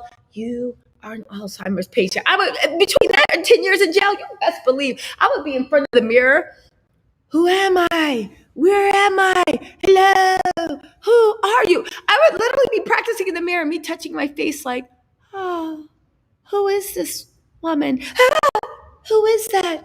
Oh, please don't get me to between 10 years in jail, please. I would put on the acting of my life. Viola Davis wouldn't have nothing on me. I would go on, right? I would go on. Exactly, right? What did you say? He made a point to pause and answer. And when they mentioned Erica's name, he wanted us to hear that she believed she knew. Smiled, walked away, and dropped the mic. That's right, RR. Y'all better get hip to hustlers. But I see that's how a lot of con artists happen. I don't think it's because people are stupid. I just think it's because people are super, super trusting. I think that's what it is. People naturally want to believe the best of people. So they will believe the best of people, even when their thing tells them. Because in a weird way, sometimes people think that thinking badly of people, sometimes people think that thinking badly of people literally makes them a bad person. They're actually raised, instead of just actually saying, listen, I'm not saying that you kick puppies and throw babies in the trash, but I am saying that you told me a lot of questionable things, and I need to side eye you because you have not told me 1 ounce of truth, right? And that's exactly what happened. Hold on, you guys. Let me try to move over. Okay. This is worse. Oh, look. Now I'm in between the light. Is this better? No? I'm going to have to get off here soon. This light is really bothering me. Next time I'm going to come on my phone. It's really, really bothering me, right? Let's see. You're looking lovely as all. My grandpa passed away from dementia last year, and his demise took place over. Exactly, Kalina. And I'm so sorry to hear about your. I'm so sorry to hear about your loss, Kalina. But this is also one of my points. Usually, when people have, oh God, this lighting is so bad, it's like killing me. Usually, when people do have dementia, and when they do have um, usually, when people do have dementia and they do have Alzheimer, it happens over years and years and years. And it gets worse and worse and worse and worse and worse. That's why I'm just thinking, I just don't think, again, if I'm wrong, I will sit here and I will literally make crow pie and eat crow to you guys the whole time. But right now, I honestly don't believe that I'm wrong. I really honestly don't believe that I'm wrong. You know what I'm saying? Let's see. Oh, it's a little choppy. Okay. Oh, okay, you guys can hear me. All right, guys. Sorry about that. TP says, I don't know if Erica knew something he was doing, but I believe she heard things but chose to ignore them because she wanted to keep the lifestyle. I 100% believe in that. This person said Jennie is a reformed racist and that baby looks like Jenkins with kinky hair. You're wrong. You are wrong for that. Let's see if any Tattle Tells are in the chat. What's up, Red Lily Hustler? Hey, Narada, what's going on? The stream's clear. Okay, I actually moved to a different place. That's why the stream is so clear now. Let's see. What can we get into? We can also get into, did y'all see what's going on with the did y'all see what's going on with Porsha and BENIN? Hey, New York 1206, what's going on? Welcome, welcome, welcome, my little Tattle. We got Sharon. Oh yeah, you're the one that said Up and Adam from Dana. Sharon, did you ever answer me? Did Up and Adam invite the woman on, or did she invite the woman on, or was this just a caller in? You never actually said. Because if it is, I'll check out that live. Up and Adam, like, is a really good show. She's upset because her brother is now in control. What's up, Minerva Sagisi? What's going on? What's up, TG? Hey, everybody. You guys, we're having a members only live chat. I think we'll have it this weekend. Of course, B, not paid by anyone, Mel, NYC, and all my other people that join me on my panel. I'll find a way to give you guys your memberships for free. But for all the other people that have memberships, we're going to do a members only live chat. But what do you guys think about what's going on with Porsha and them in BENIN, right? Narada, I'm going to reveal my zodiac sign when I get to 20K. It's soon. I'm going to be at 20K soon, but I'll reveal it when I get there, okay? Oh, thank you, makeup. But listen, what do you think, right? Let's see. Wait, what did Jalen post? What did Jalen post? AKA Smith, what did Jalen post? Y'all know, I know y'all think I be scouring the internet, and I do read blogs, but I'm not really on Instagram that much, right? Let me tell you something. So that thing with Porsha and BENIN, first of all, when she first posted, poor Tink Tink, she's still on the Underground Railroad. When somebody pointed out to me, and I have the screenshots, that when she first posted in BENIN, she put the BENIN flag because she didn't realize that BENIN is a city in Nigeria. She put the flag for the country of BENIN, right? And when she walked in, they said, it's like, Simon doesn't, they're super excited to be there. I'll say that. They were at, a lot of my African followers, shout out to y'all, Nigerians actually explained that what was going on is a birthday for a local a local chief, and everybody in I don't want to say village, but everybody in the city is actually invited. I know Porsha and Simon are making it seem like they were invited personally, but everybody was invited. When she walks in, she waves at the old ladies, and you can see them laugh. And a lot of my African subscribers say the reason they laughed is because culturally you're not supposed to wave at old people, right? So that's why they laugh, like, what is this girl doing? And even when she was actually twirling around, there's so much going on. Oh, also, she is not pregnant because she was drinking palm wine. Palm wine is supposed to be for fertility, right? It's supposed to be for fertility, right? So there's like so many things that's going on. You see that they posted. Finally, they posted in first class because Simon couldn't afford to fly private. No shade, no shade, no shade, right? Right? But I will say that, like, what else happened? I mean, honestly, the trip looked really, really boring. Porsha was dressed up in a Fisher Price dress, right? Talking about her sister made it for her. It's like somebody like making you a moo to clean the house. And I don't believe for one second her sister made it for her. Maybe gave it to her, but it was probably just a cute everyday dress. And Porsha wore it to the governor's mansion. I don't know.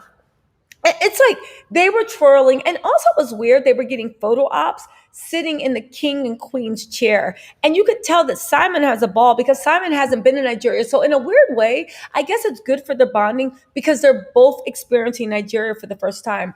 And it seems like Simon never was really into his culture. He definitely doesn't date Nigerian women. I don't think he's ever dated an African woman, right?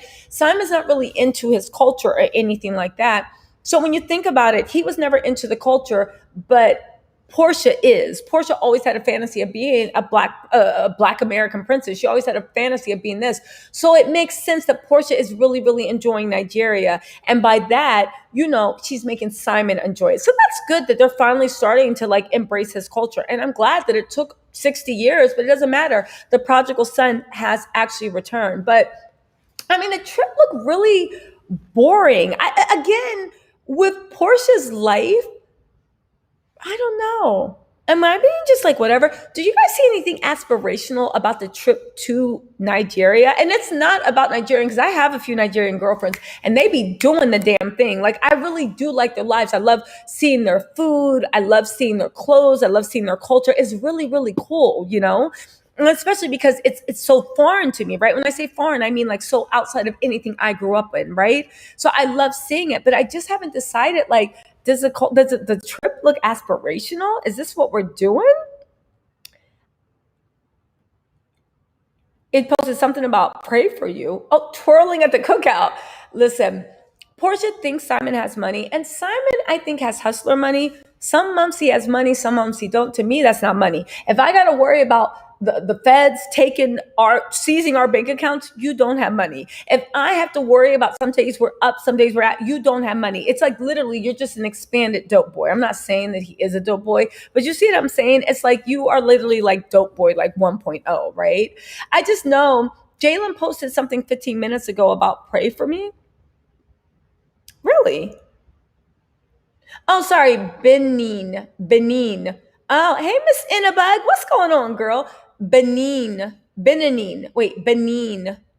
Benin. Thank you for that. It's pronounced Benin. Okay. For Benin City. We got Innabug in here. We got New York 1206. Porsha does think he has money. What's up? TG said, I don't think Jennie was ever racist, but we all have some biased views of different cultures based on our experiences or ignorance, and that others, and they are close to. TG, I mean, you might be right. Again, I don't want to turn this into actually bashing Jennie because it's not her. It's the guys. It's the racist ex. You see what I'm saying? I don't want to turn this into Jennie. So I agree with you. And again, everybody expands, everybody grows, and I'll give her grace. I'll give her grace for that, right? But the ex, listen, of course, Porsha wouldn't do research on the thing, right? I would agree he would be real. Yes. Agreed, Naz. Okay, so Yogi said, LOL at Porsha's captions when she specifically mentioned the dress was a gift from her sis-in-law. Clearly, she's a tattletale and knows we were talking about her recent looks. Listen, You know why I think that they actually were? They posted the private jet flights. Every time we criticize them being like, yo, show it, what it do? They show up doing it. And also I think that they probably watched this live just because Fallon's been on here and they're probably trying to figure out, what the thing is, how much business. And it's so funny since Fallon posted that shit about Simon maybe having something to do with her being jumped. Now Simon's doing all these things about him being a businessman, him doing this, him doing that. Y'all, you can believe that if you want. It is your life. It is your opinion. But we all saw the businessman Tom Girardi was, that PK was. Listen, again, right? So Benin. Okay. I don't think Jennie was ever, okay. So Benin. Let's see what else the chat is saying. Listen, did you see the fake dance she was doing? You know why she looked off? Because I feel like in the city, in like Atlanta, Porsha keeps a tight circle. So every time she tries to do that dumb, oh, look at me, I'm like that childlike thing that she does, people like enjoy it. I feel like because it's a different culture, because you saw the way she was trying to dance around and the ladies were looking at her like, what are you doing? And she kind of felt stupid and she stopped. And Porsha is a liar. Oh, speaking of which, let's talk about Pursuit of Porsha. Y'all, did y'all know Porsha Williams used to be homeless? We're going to do a book review for Pursuit of Porsha. Somebody not texted me, put in a thing, why do I hate Porsha so much? I don't hate Porsha. Now, the guy she's with, I think ain't it, but I think is below her. But if that's who she's with, if she likes it, I love it. But we are going to do a book club. I'm going to get Pursuit of Porsha and we're going to dissect those chapters. And she can thank me for putting some money in her pocket because we all know Simon has her working double time, right? Listen. Wait, what was Jalen's story? And I pray for protection for him and his family. What was Jalen's story? Porsha's the only one who believes him. Yep. Legs exposed. She doesn't have anyone around her to validate her. Yes. Listen, Porsha Galaka, I'm buying that coloring book so you guys don't have it. And we're going to have a book club and we're going to rip it because if the first chapter is anyway, Porsha had the nerve to say that one of the things that she's been through. So if you guys don't know, her book is published by Worthy Publishing. Worthy Publishing is a Christian publisher. So they're all about like that Christian thing, that rags to riches, all that stuff, and the third, right? So Worthy, does that help? So Worthy actually is, wait, that did help. Let me just clean this off. So Worthy, does that help? No. So Worthy is the publisher. And that did not help at all. That just brought it out more. Sorry, guys. Did that help? Ooh, look at that. So Worthy is the publisher, and they're all about these rag to riches Christian stories, right? Porsha had the nerve to insinuate in the first chapter that after her divorce, it broke her so much that she was homeless. Now, as a lot of you guys pointed out, it was actually shown in the Real Housewives of Atlanta that when Cordell put her out, she moved in with her mother. Her mother gave her the master suite. So much so that Todd, remember that young guy that she was trying to hook down? Todd actually was allowed to spend the night with her. I say that shockingly because I'm a grown woman, but I don't think my mom would ever allow me. I mean, now she would. Maybe not. I don't know. I'd feel weird spending the night at my parents' house, right? But she actually said that she was homeless. You guys, the lies that are going to come out in this book, the fabrications, the sheer flights of fancy that are going to come out of this book, y'all, we are not ready. And I am going to be there, right? Porsha knows exactly what she was doing. I had somebody in my comments being like, actually, Porsha was homeless because you can be homeless and sleeping on the couch and this. Yeah, I get it. But you can't be homeless on a national television show with money in your pocket. Just because you haven't found a place you like doesn't mean you can't afford a place. Being homeless is you literally are dependent either on family, the kindness of strangers, or you don't have any damn money. That is actually being homeless. And Porsha has never been homeless, right? Listen, I'm just saying. The fact that, listen, first of all, I'm doing Porsha and Simon a business. Nobody would even know who Simon was if it wasn't for me. I'm being dead serious and wouldn't even care about him. And second of all, Porsha lives for publicity. She needs the publicity. As much as y'all like to be like, oh my God, you're doing this and that against Porsha, I'm keeping money in their pockets. They should be thanking me. They are thanking me. They love it. They love it. They love it. They love it. The problem is when nobody talks about you anymore. That's the damn problem. So anyway, hold on, you guys, right? Listen, she was not anywhere close to homeless. Forget about sleeping on a park bench. She just wasn't anywhere close to homeless. Hold on, let me move this mess around. I got to go plug up to a charger. So I'm going to take you guys on a walk with me to go get the chargers. Oh, here we go. We'll do this. All right. So anyway, this is so much better too. Why did I do this in the first place? Let me plug up. Damn game room. It's always on 10. So anyway, yeah, she literally said all that stuff. She said about yeah, she's a compulsive liar, but it's also to the fact of like, why is everybody, hold on. There we go. I don't want everybody in my business, right? She's a compulsive liar. But the whole thing is, damn it. There we go. She's a compulsive liar. But the whole thing actually, there we go. She's a compulsive liar, right? But the whole thing actually is like, what the hell, right? Listen. Listen, I don't understand why people get angry or mad either. Like at the end of the day, Porsha will be all right, but the fact that you are actually just publishing straight up lies, but you know, one thing I've realized getting older in life, people like to be lied to. People like to, but listen, you'd be surprised, Kathy, people like to be lied to. And the reason why people get so mad when you tell them the truth is because you're making them see that their fave lied to them. That's why people sorry, I'm just moving chess pieces around. I knocked over every damn chess piece when I was moving my laptop.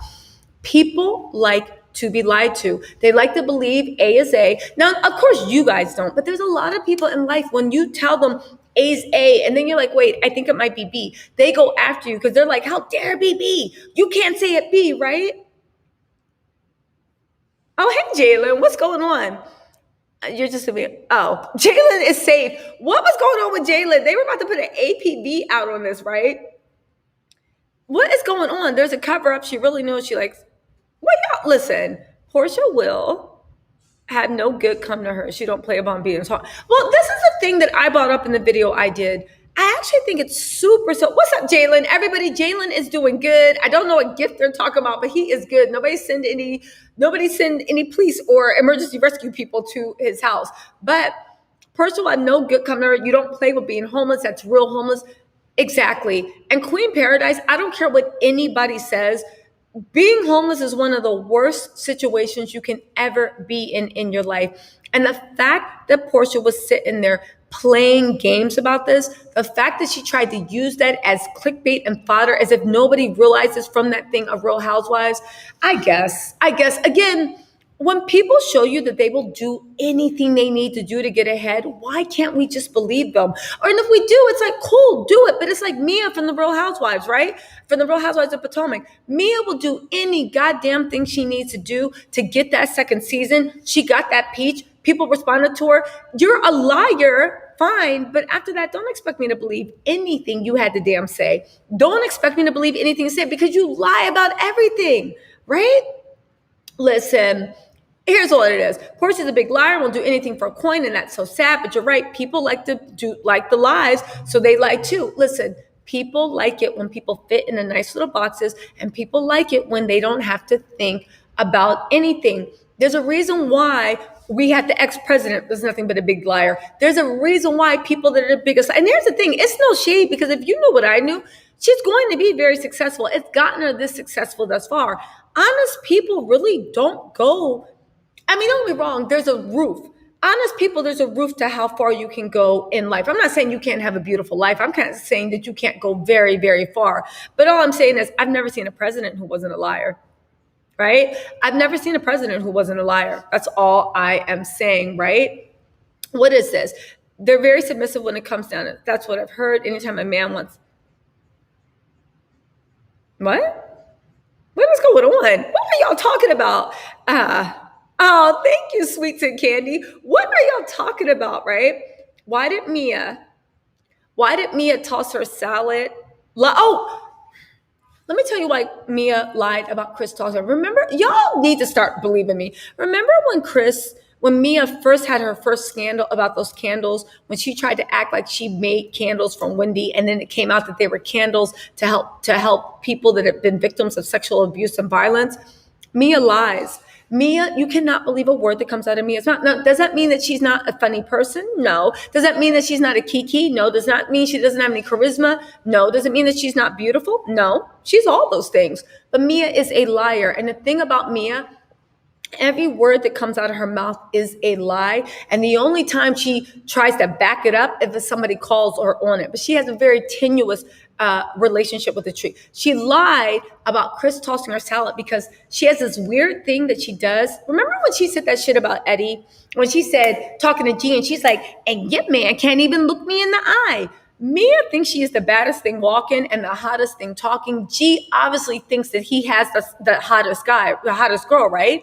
Her handsome ass, right? He obviously thinks that she is the hottest girl. But Mia literally believes that everybody is sexually attracted to her. And me as a cute girl, I think I'm a cute girl too, but I know that like I'm not everybody's cup of tea. It's no big deal. I'm not desiring to use my sexuality over other people. So Mia first implied that Eddie couldn't look at her eye. Meanwhile, she's trying to give Eddie like the little eyes, and Eddie's like, oh, okay, right? So she tried to imply that Chris tossed her salad because trying to create division. Maybe Chris, this is the way Mia thinks, I'm telling you. Maybe Chris cheated on Candace. Maybe they have problems. Maybe Chris really does like me. And in Mia's mind, she has delusions of grandeur. Chris wants her. So she was trying to cause a little thing. The only thing is she didn't count on Chris. Wendy's not, which makes me wonder about Mia's marriage. Mia's not used to a man going all in and being down for his woman. Remember how Eddie was being super respectful of Wendy, as he should have, because that's his woman. And she was like, Wendy controls Eddie, this and that. And I was like, that's not control. That's what it looks like when your man respects you as an equal. He's not going to let anybody disrespect the relationship, because if they disrespect the relationship, then they're disrespecting you. But then even with Chris, she lied about tossing the salad, and she thought Candace was going to come back at her. She didn't expect Chris to jump in there and be like, you're not my type. You're not even, I don't even like girls that look like you. You're not my type. She didn't expect that. So she made a lie. She thought she'd be arguing with Candace. You know, she likes to make lies and put shit out there. Chris was like, that don't even work like that. And then what happened? You see what I'm saying? That is what is going on with me. That's why she lied about Chris. That's why she'll lie about another thing. Leave it to her. She's going, by the end of it, if she falls out with Karen, she's going to say Ray was giving her googly eyes. But it leads me to believe with G, the fact that, like, she said that thing when she's like, G doesn't let me go to 7-Eleven. And the way she said that Wendy had Eddie trained because Eddie was being a respectful husband. What is going on with Mia and G's relationship? She better watch out for that second season. See, here's the thing. Ashley knows what to hide from the producers. Giselle knows what to hide from the producers. Robin knows what to hide from producers. And Candace knows what to hide from producers. And I'm sure she's schooling Wendy on what to hide from producers too, right? Mia's new. She's coming out guns blazing. The producer's like, oh, yes, honey, give me life, give me life, give me life. Producers are saying all this stuff. I guarantee you one thing. I guarantee you next season, they are going to rip apart Mia's life because G seems like he's a handful. And let's not forget that Giselle, right? Let's not forget that Giselle was on a live chat. Let's not forget that Giselle was on a live chat saying that Michael Darby has nothing on G. Giselle said, on not a live chat, but it was an interview, when she's talking about the secondhand season, she's talking about what happened. Giselle said that G is even worse than Michael Darby, and Michael Darby don't have anything on G. That lets you know, right? I agree, she's pathological, right? And cannot help it. Mia needs to focus on her man. I'm sure she don't want no man tossing her salad.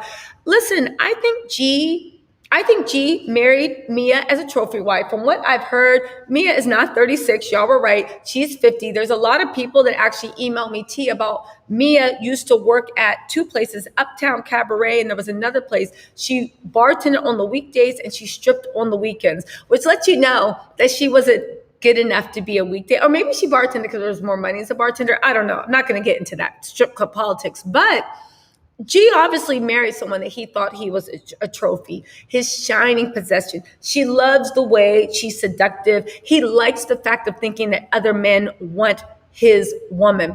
So on that yoke, I think G likes it. And I think every time she's like, oh, you saw him looking at me. You saw him looking at me. G's like, that's right. I got the baddest bitch in here. But G also seems like a hot mess. He seems like whatever. And usually when there's that type of power balance, imbalance in the relationship, and when somebody marries a young thing to be doing flips and kicking up their legs and doing that, usually it comes with a little side of, I don't want to say disrespect, but you're not an equal partner. Do you see what I'm saying? Wendy and Eddie are equal partners. Chris and Candace are equal partners. And I'm not saying that you can't marry someone that has more money than you and be an equal partner. I'm not saying that that is possible. I'm just saying that Mia and G's relationship, it doesn't look like she's an equal partner. It looks like she is a trophy wife.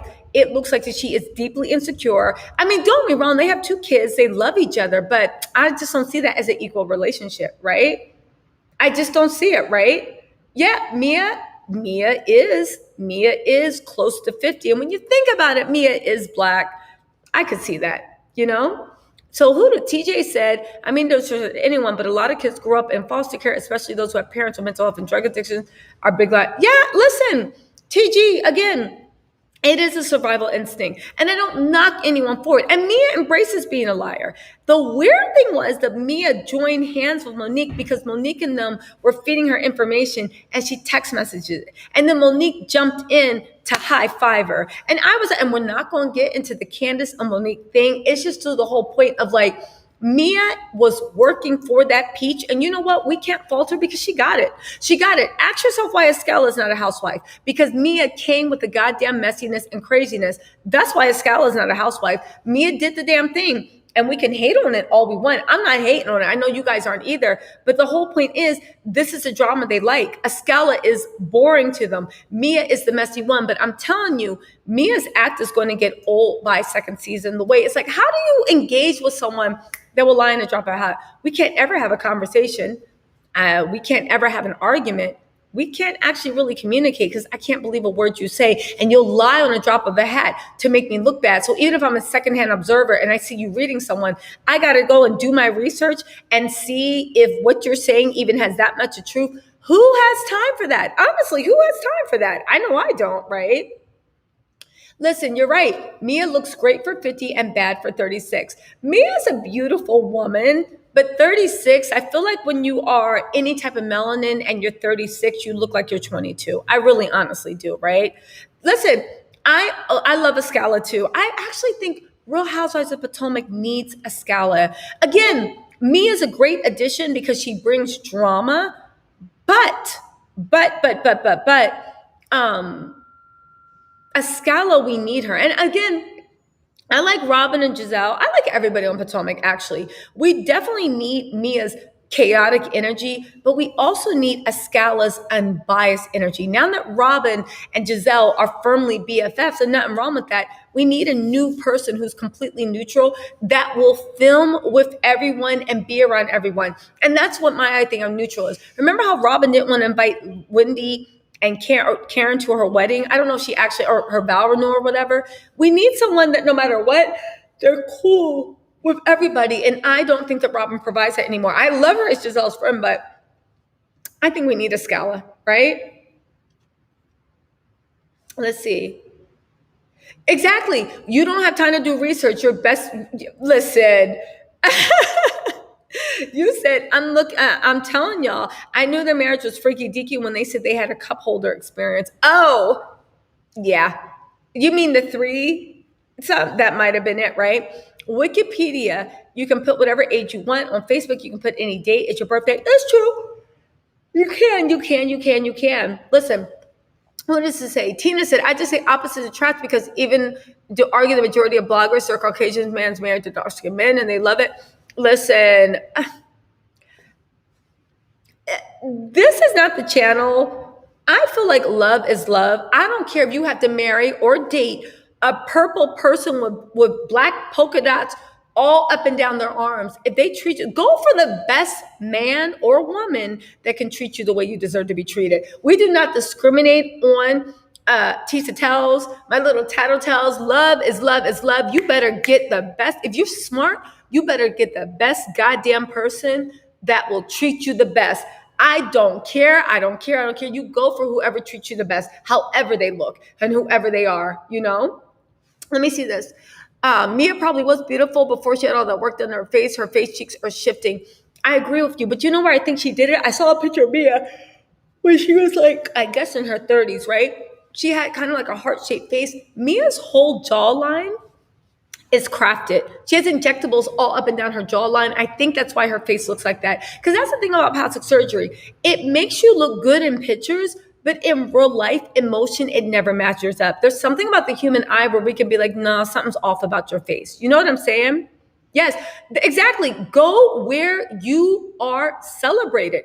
Anyone that doesn't is a goddamn fool. I'll be the first. You better go. I don't care if they live on Jupiter, Mars, and they have a vacation house in Uranus. You better go where you're celebrated. You're a goddamn fool to stay with someone that does not treasure you. Love is love as long as it's not somebody else's husband. Yes, yes. A disclaimer. Let's try to see out of other people's marriages. Let's try, or if you are, because I don't believe in going to other people's marriages because it's like, do you want somebody else's problems? But how about this? If you are going to go into other people's marriages, how about you be smart enough to wait until the divorce is finalized and then 4 or 5 more months and then you announce that you're dating? How about that? How about we just be smart about it? How about that, right? Mia is very, very insecure. And that's another thing. She's imploding on Twitter. Those, first of all, exposing that you're taking information from the ops. Second of all, about Candace's ashy feet. Second of all, Candy's feet were not ashy. And like I said, anyone that has not thrown on a pair of sandals with an old pedicure, you haven't lived. You haven't lived. I do it all the time. I don't care. Literally, if somebody's looking at my toes, all I have to say is, you goddamn weirdo. You got all this going on up here and you're looking at my toes? I guess. Listen, I'll throw on a pair of sandals with an old pedicure in no time. I don't care. I really, hey, what's up, Reggie? Thank you so much. Thank you so much. Everyone, Reggie Greg Blanchard has entered the chat. What's up, Reggie? How's work going? Everybody, Reggie is on Twitter. He has an amazing feed, and he's also on Instagram. Reggie, you're on Instagram, right? But I know you're definitely on Twitter. I still have been locked out of my Twitter account, right? You need a petty Miriam. Go on and get that petty. Get it. But listen, Tina said, how did Tom steal everybody's money, but now he got Alzheimer's disease? That's something slow and aggressive. I think he was faking just... They're coming for Tom. I think he's faking just not to go to jail. What do you think? Do you think he has it? I don't know. Candace came after Mia's feet. That's why she looked in the can. Yes, listen. Actually, she called her a handsome man and called her Bigfoot, right? That's what she did. But here's my whole thing. The way Mia thought she was reading her down by zooming in on an old pedicure, Mia started self-destruct. Here's the thing, right? Mia let us know by reacting that, one, Candace calling her a handsome woman really got on her skin. Even the way she tried, Mia has delusions of grandeur. The way she's like, I'm not going to be in the show. I'm not going to do it with somebody that stands against trans. Just because she said you were a handsome woman, which was a big compliment in Jane Austen times, right? To be a handsome woman was known. That was the original Instagram woman, to say you were a handsome woman, right? But the handsome money and the woman and the big feet got under your skin. That's why you reacted. But Mia is on Twitter lying about whether, listen, it's not about the feet. I mean, it is, but you also lied about your husband tossed in salad. And let's not forget that Mia started with Candace first, saying that Candace wasn't real and she was this and she was that. Mia tagged Candace and talked shit about her. And that's when Candace responded saying, your Bigfoot self, right? And then Mia did that dumb read because her feelings were hurt, but not before she tried to imply even say that Chris had tossed her salad. And we all know what tossing is. I know she tried to back it up like all her lives. We know what it is. You got in bed with the ops. It just seems to me to be self-destructing on Twitter because it's so cringy what's going on. And even the way she tried to threaten Monique saying, I don't play. Watch this. I play checkers. Mia has delusions of grandeur. The way she was literally talking to what's her name, Mo on All True Tea. You guys follow All True Tea on Instagram. It's a great tea blog, right? Really good at curating what's going on. But the way Mo, she tried to be like, I don't play. You need to know this, that, blah, blah, blah. Mia has delusions of grandeur, which makes it good for her to be on TV. But when you're looking at her self-destruct, it's a little cringy. It's a lot cringy, guys. It's very, very cringy. You know what I'm saying? It's just super, super cringy. That's all I'm saying. That's all I'm saying, right? Let's see. Listen, Candace's feet didn't look that bad. Mia's feet don't look bad. It's just weird that when Candace called her Bigfoot, Candace is really, really good at seeing people's insecurity and putting it on blast. It's just weird that when Candace called her Bigfoot, right? It's weird when Candace called her Bigfoot, it went so much into her heart that she didn't know what to do, and she literally started self-destructing with her easy, stupid, corny elementary reach, you know? Let's see. Tisa was until they interrupted her with Mia. Hold on, let's see. Listen, what was I doing? Mia is a mess, and G was her sugar daddy, and he liked it, so he put a ring on it. Listen, I also think G's one of those guys. Have you ever dated one of those guys that get really turned on at the thought of other men desiring you? Yeah, every guy wants to have a hot girl, every guy, but they get turned on at the fact of seeing you flirting with guys and seeing you arouse guys. Have you guys ever dated a guy like that? There's a lot of them out, and believe it or not, it's a lot of guys with money that are like that. They like seeing you aroused, not just be the hottest thing walking, but they like seeing you arouse other men. They like seeing you turn other men on. They think it's some type of thing that every man in this room wants to sleep with you so bad. You got them so hard. They get off on that. I think G's one of those guys, right? The feet drama was so silly though. But here's my whole thing. When Mia started going after Ultra T, I was like, Mia has delusions of grandeur, right? But here's the thing. Mia does have big feet, but obviously it bothers her. I got big feet too. I mean, they're not a size 12, but I have big feet, right? I wear a size 10 in women's. If anybody wants to send me shoes, feel free to, right? But I wear a size 10 in women's. I always got clowned for my big feet. But if somebody said big feet, it's like, whatever. It's like if somebody calls me ugly. I'm like, yeah, sure, whatever. I'm ugly. Okay. You know what I'm saying, right? Mia's taller, right? Listen, all is fade. Listen, but Miriam, will you stop? This is not about defending Monique, and I know you can't stand Candace. It is all fair in shade wars. What I'm saying is saying that somebody's husband slept with you. I don't think that's fair in shade wars. That's not share wars. That's an outright lie. If that's what we're doing, then we can just start saying G was cheating on Mia with the girl from 7-Eleven and that those babies aren't G's, right? Because all's fair in shade wars. No, that's not the way it works. You can shade someone. I agree. And I think that's probably what you're saying, Miriam. You can shade someone and it's it. But even the fact that the reason why Mia let Candace's shade get under her skin, no, ma'am, no, ma'am, no, ma'am, you know, you can, and then she's self-destructing on Twitter and she won't stop and she's starting to threaten people and she let it be known she was working for the ops. Listen, she can be friends with who she wants. She can take information from who she wants. But the fact that you were so sloppy that you let it known, but I knew she was talking to Monique because I'm really good at picking out people's word pattern. I really am. This is a secret, not secret, but it's one of the skills I'm proud about. I can read text and tell you who wrote that. I don't even need to know you. I just need to know a little bit about your voice and speech pattern. I can look at something and be like, yeah, that was so-and-so, that was so-and-so. When she said, I don't play checkers, I play chess, and she tweeted that out the blue this before she got exposed for actually being really buddy with Monique. I said, she's talking to Monique. Don't ask me why. My BFS was like, you always making assumptions, but they always true. I was like, she's talking to Monique. And it came out, what was it, 2 days later that she was talking to Monique and taking this. Ready? Now, hey, said, when Candace called her handsome, I scream, it's the best back. Listen, but here's the thing. Mia is a handsome woman. And the fact that Mia tried to turn this into being transphobia, Mia got you literally wanted to turn into a hand. Every time I see women with a I know I got a strong jawline too, but you guys can say I'm a handsome woman. Mia is a very handsome woman. She has very strong features. She has that masculine jawline that she paid for. There's nothing wrong with it. Like I said, in Pride and Prejudice, Jane Austen, even in Hemingway's times, being a handsome woman was highly sought after. It meant that your boys were going to be very, very good looking. You wanted a handsome woman and you wanted a tall woman.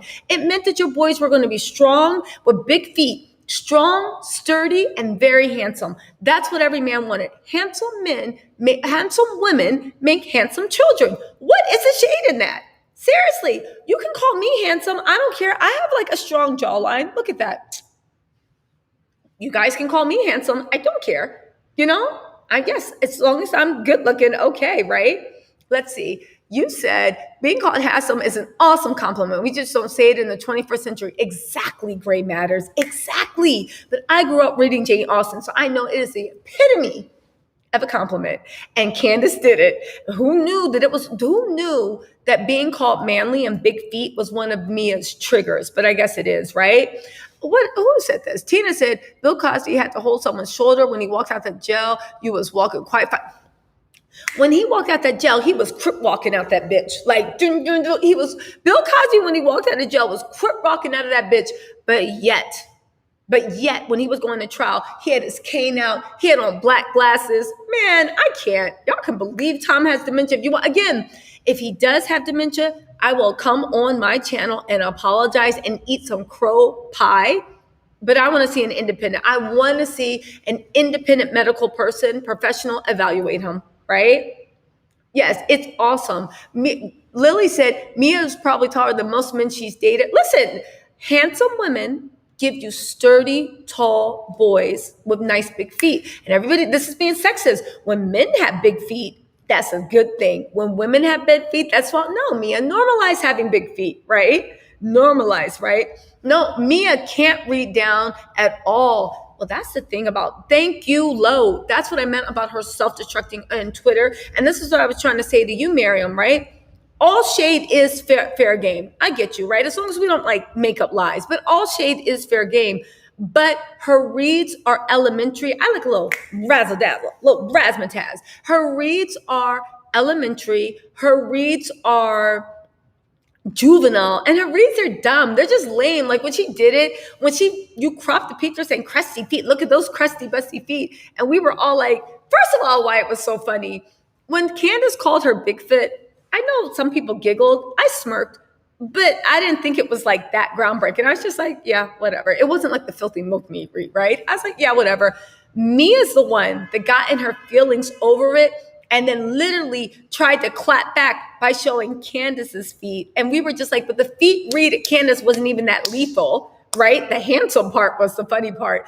And now you're posting pictures of her old pedicure, right? And why I said it, I'll be honest with you, I'm looking at my pedicure now and I have sneakers on because my pedicure is old, right? Hey, what's up, Nicole? What's going on? So Meg Hart said Mia's trying to get on the blogs on her site like Mo, but she's a slow post, so it won't work. I agree. And plus, honestly, what Monique did to Candace, the way she went to those blogs, I'll give it to that Libra queen. She did the damn thing. Listen, you can say it was evil. You can say she shouldn't have did it. But Monique, that offensive she put on, that gaslighting she did, the way she went to all the blogs, Monique literally did the damn thing. I don't think that time in history can ever be recreated.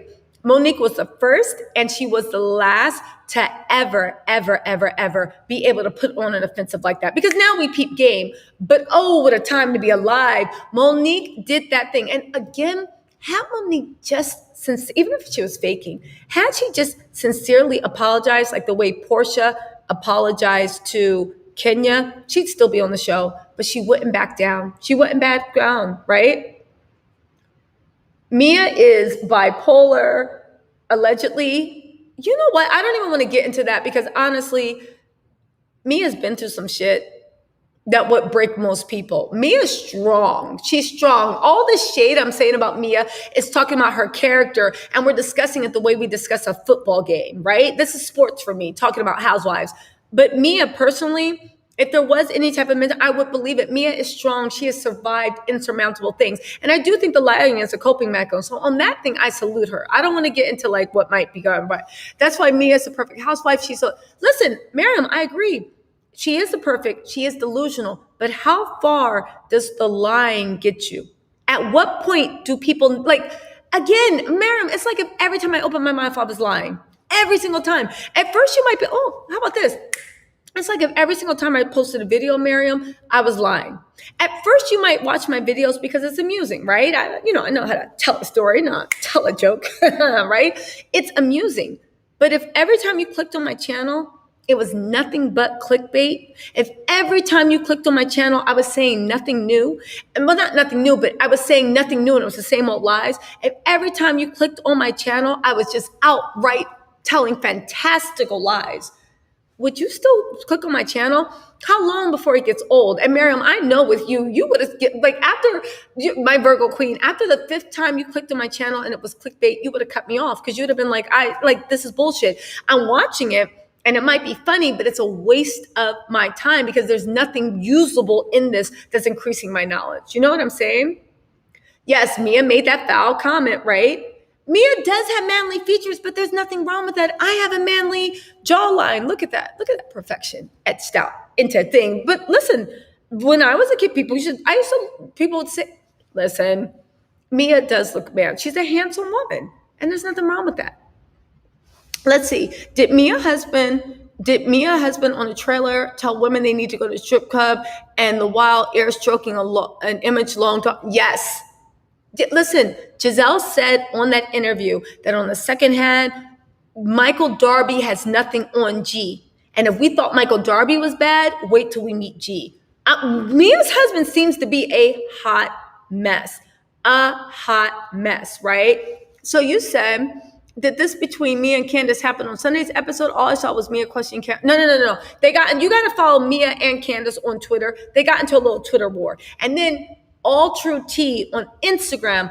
So go, if you want to get caught up, if you don't want to follow them on Twitter, go to All True Tea, ALLTRUETEA, All True Tea on Instagram. It's run by Monica. She was on one of my panels, right? I'm sorry. Not Monica. Why do I keep calling that girl Monica? It's run by Monique. Her name is Mo, right? Her name's Mo for short, right? I'm sorry. I'm like getting people think. All True Tea. It has all of the the Twitter messages. You can swipe through them. It'll really bring you up to what's happening, right? Mo at All True, just to put in All True Tea. Anyway, she's on Instagram, but they were fighting on Twitter. But Mo follows it. But then when Mo was like, what's going on? And Mo exposed the fact that one of the people who sent Candace the picture of the messed up pedicure was the same person that was really good buddies with Monique, that Candace accused her of getting her fired from a job because Monique said so and actually blocked the bag, right? Anyway, Mo commented on it. And then Mia went in there saying, I don't play. Believe that. Mia has delusions of grandeur. You can't, in my mind, you can have delusions of grandeur, but we're the reeds. Let's see.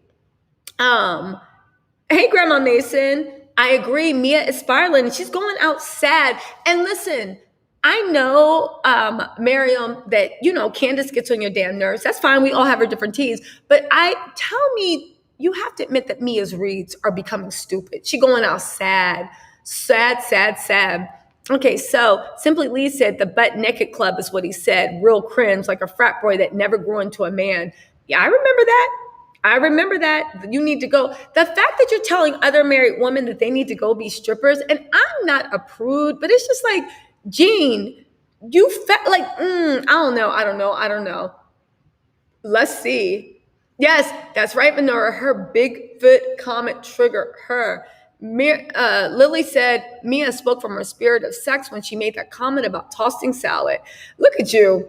Speak It In, not paid by anyone, says, talking about you need to be smart and announce your relationship after marriage is officially over.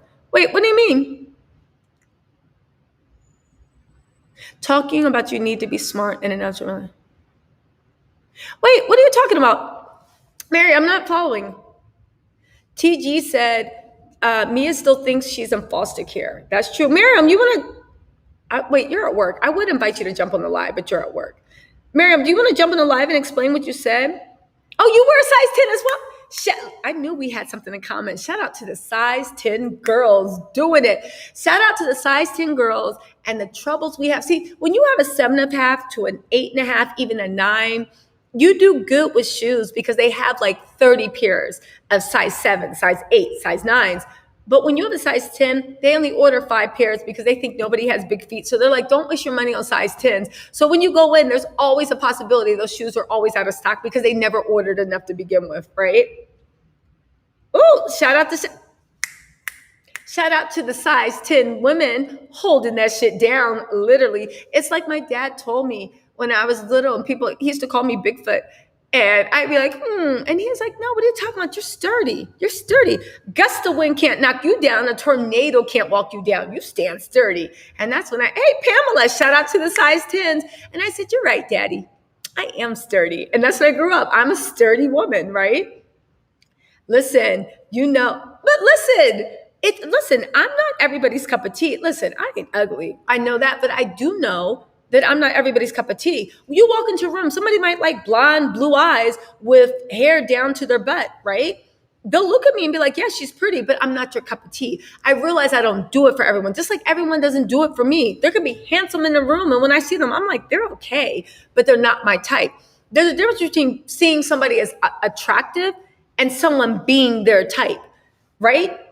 G delights in the fact that he thinks Mia is everybody's type, and Mia thinks she's everybody's type. Like, she gets the engines going. It's provocative. And it's just like, all right, Mia, but just like Eddie, your husband couldn't even look me in the eye. And G's like, yeah, he couldn't. Meanwhile, Eddie's like, why is this woman giving me F me eyes? Wendy, yes, I would just like a soda. But if I was with my man and a guy was giving me F me eyes, I would look away too, because by keeping eye contact, I'm disrespecting the person I'm with.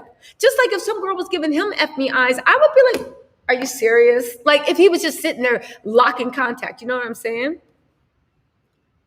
Okay, so TG said Mia is very pretentious and is trying to prove she belongs, so she does the most. Listen, shout out to Nikki Span, size 10 or 10.5. You know what? That's a good point. So Nikki, you're right. I'm a 10 in American sizes, but if I get a European shoe, I have to get a 41, which is a 10.5 in American sizes. Shout out to the size 41 European, size 10 American. Shout out, right? Listen, you said I would be in a coma if I had to go to jail for Tina, you and me both. They'd be like, wait, I'd be like, you know what? We're not even acting medically induced that shit. I would just be in a coma like Sleeping Beauty. Every time the doctor came in, so coma, don't know what to do. The doctor leave. All right, anyway, pass me the peanut M&Ms. I would be deep in a coma, laid out if I knew I was going to jail for 10 years.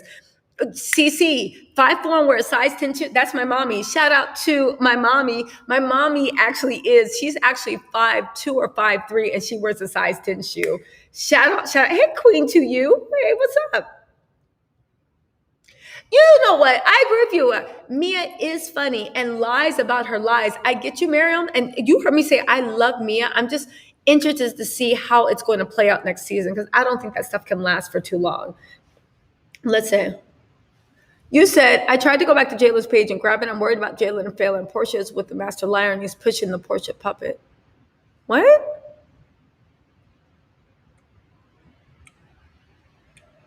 What is going on with Jalen's page? He said that it was just a joke or a meme and he's fine.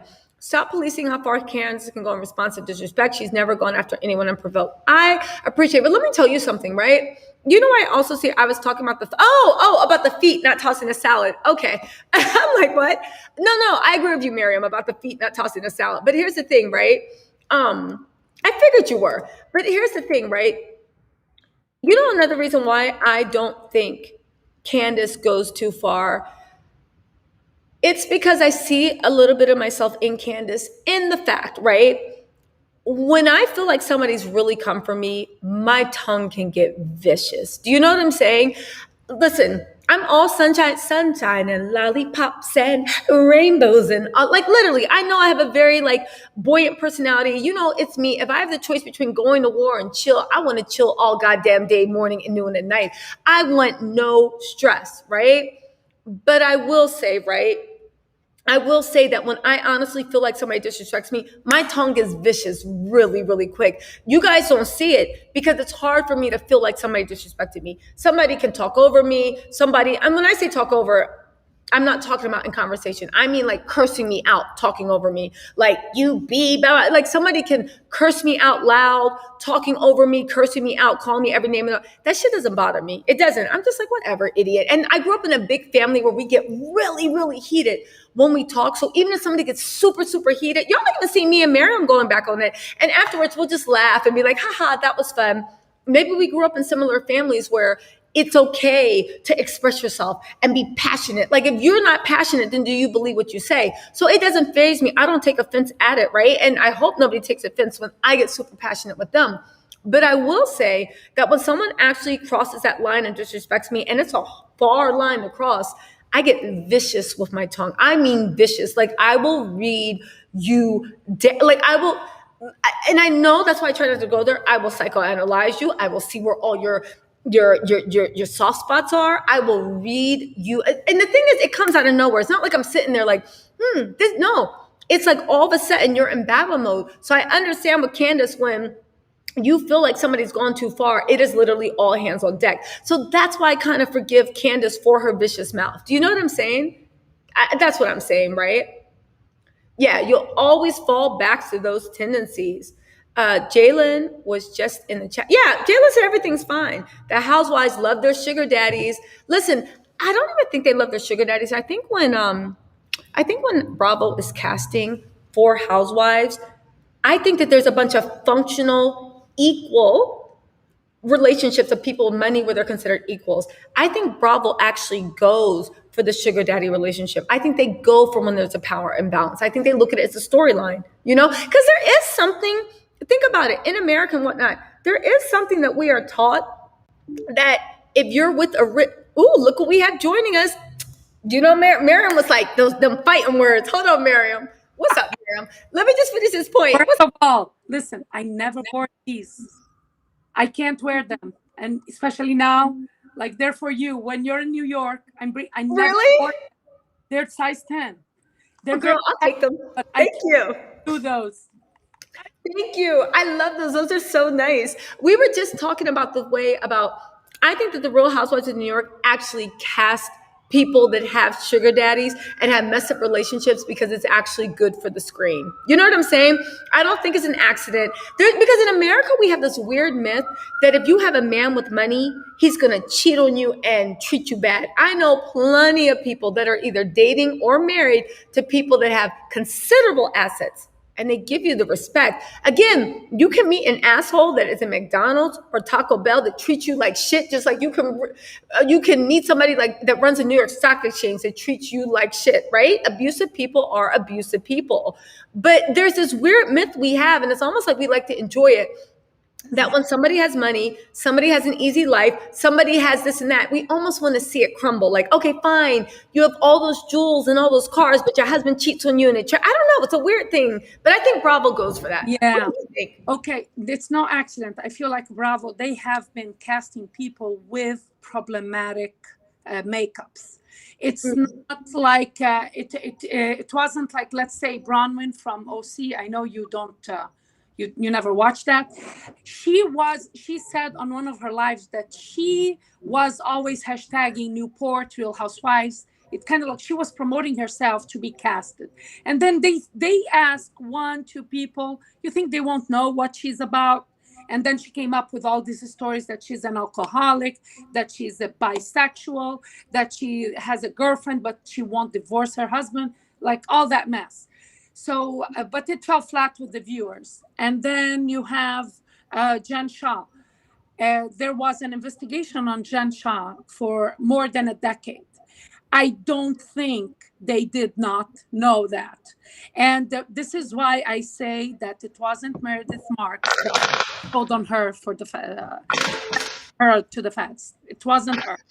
But she doubled down on that because I said, don't come after my family. And Beverly Hills, the same thing. Andy knew, Kyle knew, Rena knew. So they are all like that. Back to Candace. I am not, when I was talking about Mia, I wasn't defending Monique. I wasn't. Really fine It's to okay. Listen, we on. know you're Team Monique. I'm Team I Candace. am We, Monique, you yeah. know, it's But you cool. It's know, cool. I am Team Monique, but it's not like I'm blind to Monique. I just Yeah, like yeah. there's some aspect that spoke to me louder. I hated the way they were like portrayed in the show and treated. I don't like that. I don't like injustice. I really don't. It doesn't need to be done to me. And I felt dirty that I Yeah. was watching that. Anyhow, I digress. I feel like Candice, she has the show, and then she has Twitter Candice.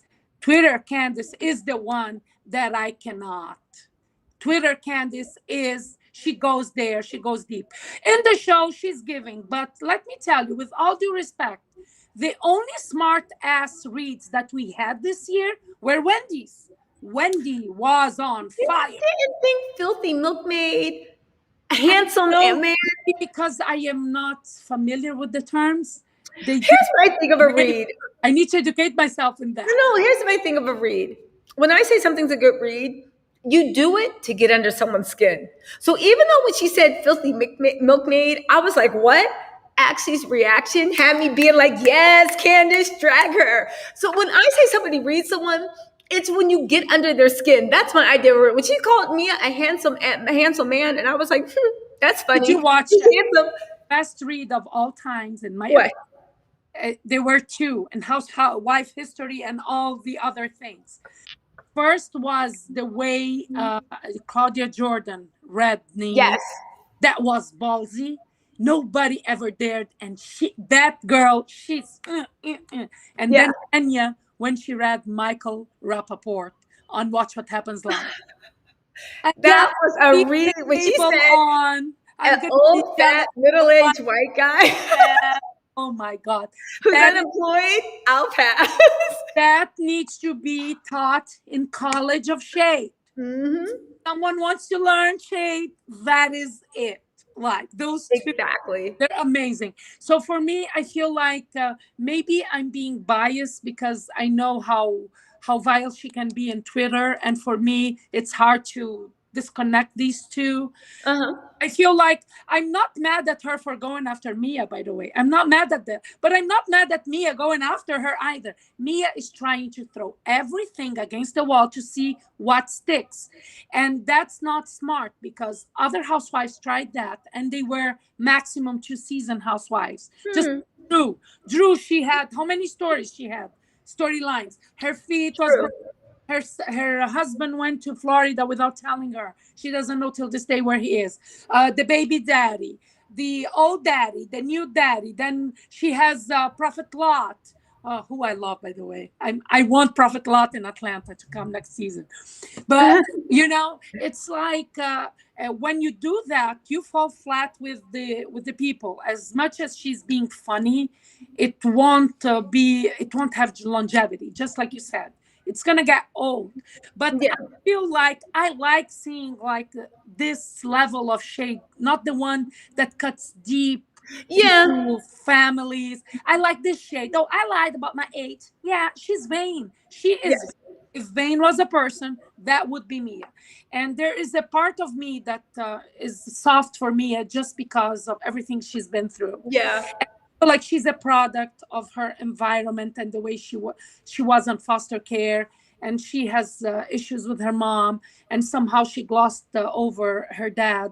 Like there is more to be told. I wish she would just stress on that. We all would love Mia. You don't need to invent tossing salad or stories. You don't need that because we know it's a lie. No, she invented about the Chris wanting to toss her salad, right? That's Mm. why you don't need to do that, Mia. You really don't. You have a Botox face. You say all the surgeries that you made.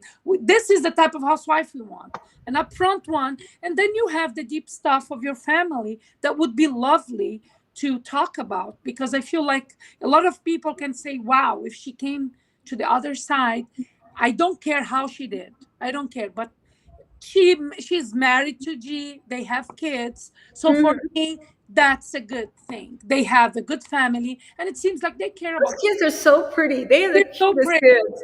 Can't All wait. of Potomac's kids are so pretty. It's actually amazing. Like Monique's kids, her and Chris had the most beautiful kid. Mia, all the kids are so beautiful. All of them. But It's even surprising. Ashley's kids, like they look like my. Whose? They're cute, but they're Whose? cute. Whose? Ashley's. I'm sorry, I can't hear you. It's breaking up. Oh, Who? stop. Stop. The white big neck. Most of the kids on Potomac. No, I'm joking. Ashley's kids are they have great personalities too. So Yes. that's good. They're adorable personalities, you know? I feel like they don't need to cut deep. That's all. They don't need to cut deep. When you cut deep, just the knife is a double-edged sword. It's No, back to cut you. No, I completely agree with you. It doesn't have to cut through. And that's my concern for Mia. I agree with you, Miriam. I like Mia. I'm rooting for her. She's just going out sad. And I agree with you with the way she's going. It's a great to make a name. And she did snatch that piece away. But why can't the producers let her and Escala have a peach? Because I really think Escala, there is a place for her. Robin's no longer neutral. I like Robin with Giselle, but they're no longer neutral. So Escala is that neutral one that can go to both sides. Both sides respect her. Both sides listen to her. We need that neutral party, you know? Exactly. I agree. Totally agree with you. And my point, listen, I'm not an elitist and this and that, but what got us sucked into housewife worlds was the wealth, the way they live, right? I want people with real money. This is why I want Escala to be there. Even Mia, with all her shenanigans, she has money. Wait, hold on really quick. Frankie Lima and Philly John, rewind the live. I started off hot talking about Jennie Mai. We talked about it for like 50 minutes. But go on. Go on.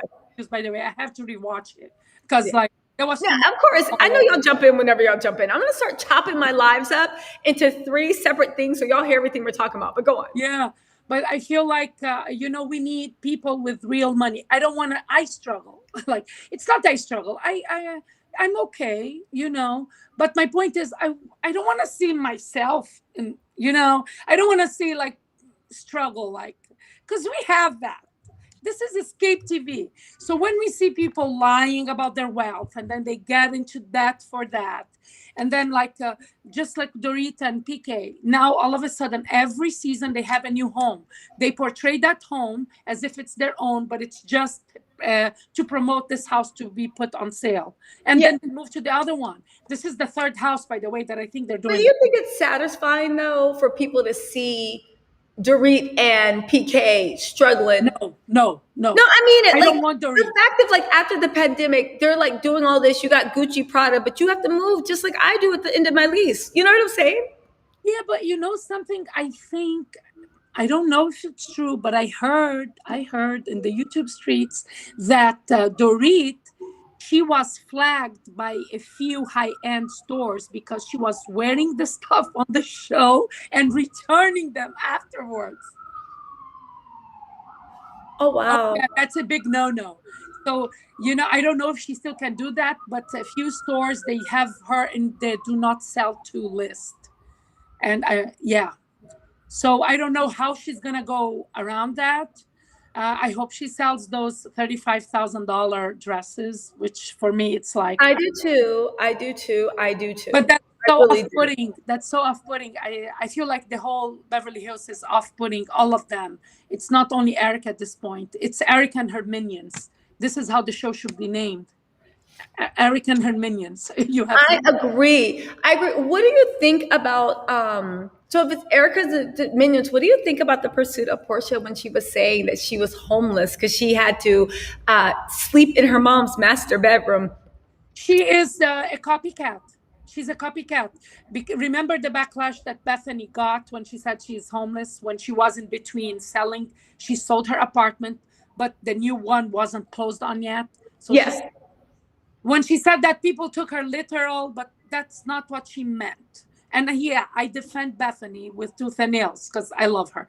But Porsha, please, Porsha, Get another. Is this a storyline? Is this another storyline that you're struggling having to come back to live with your mama till you get another place? And fertility issues. This is she's struggling with fertility issues with her 60-year-old husband. Like Emily Abbott who went said, through the pursuit of being a, can I say Porsha? no, so Oh, sorry, I just said it. Like that name I stole from Marlo. Like Marlo killed me when I saw she captioned that.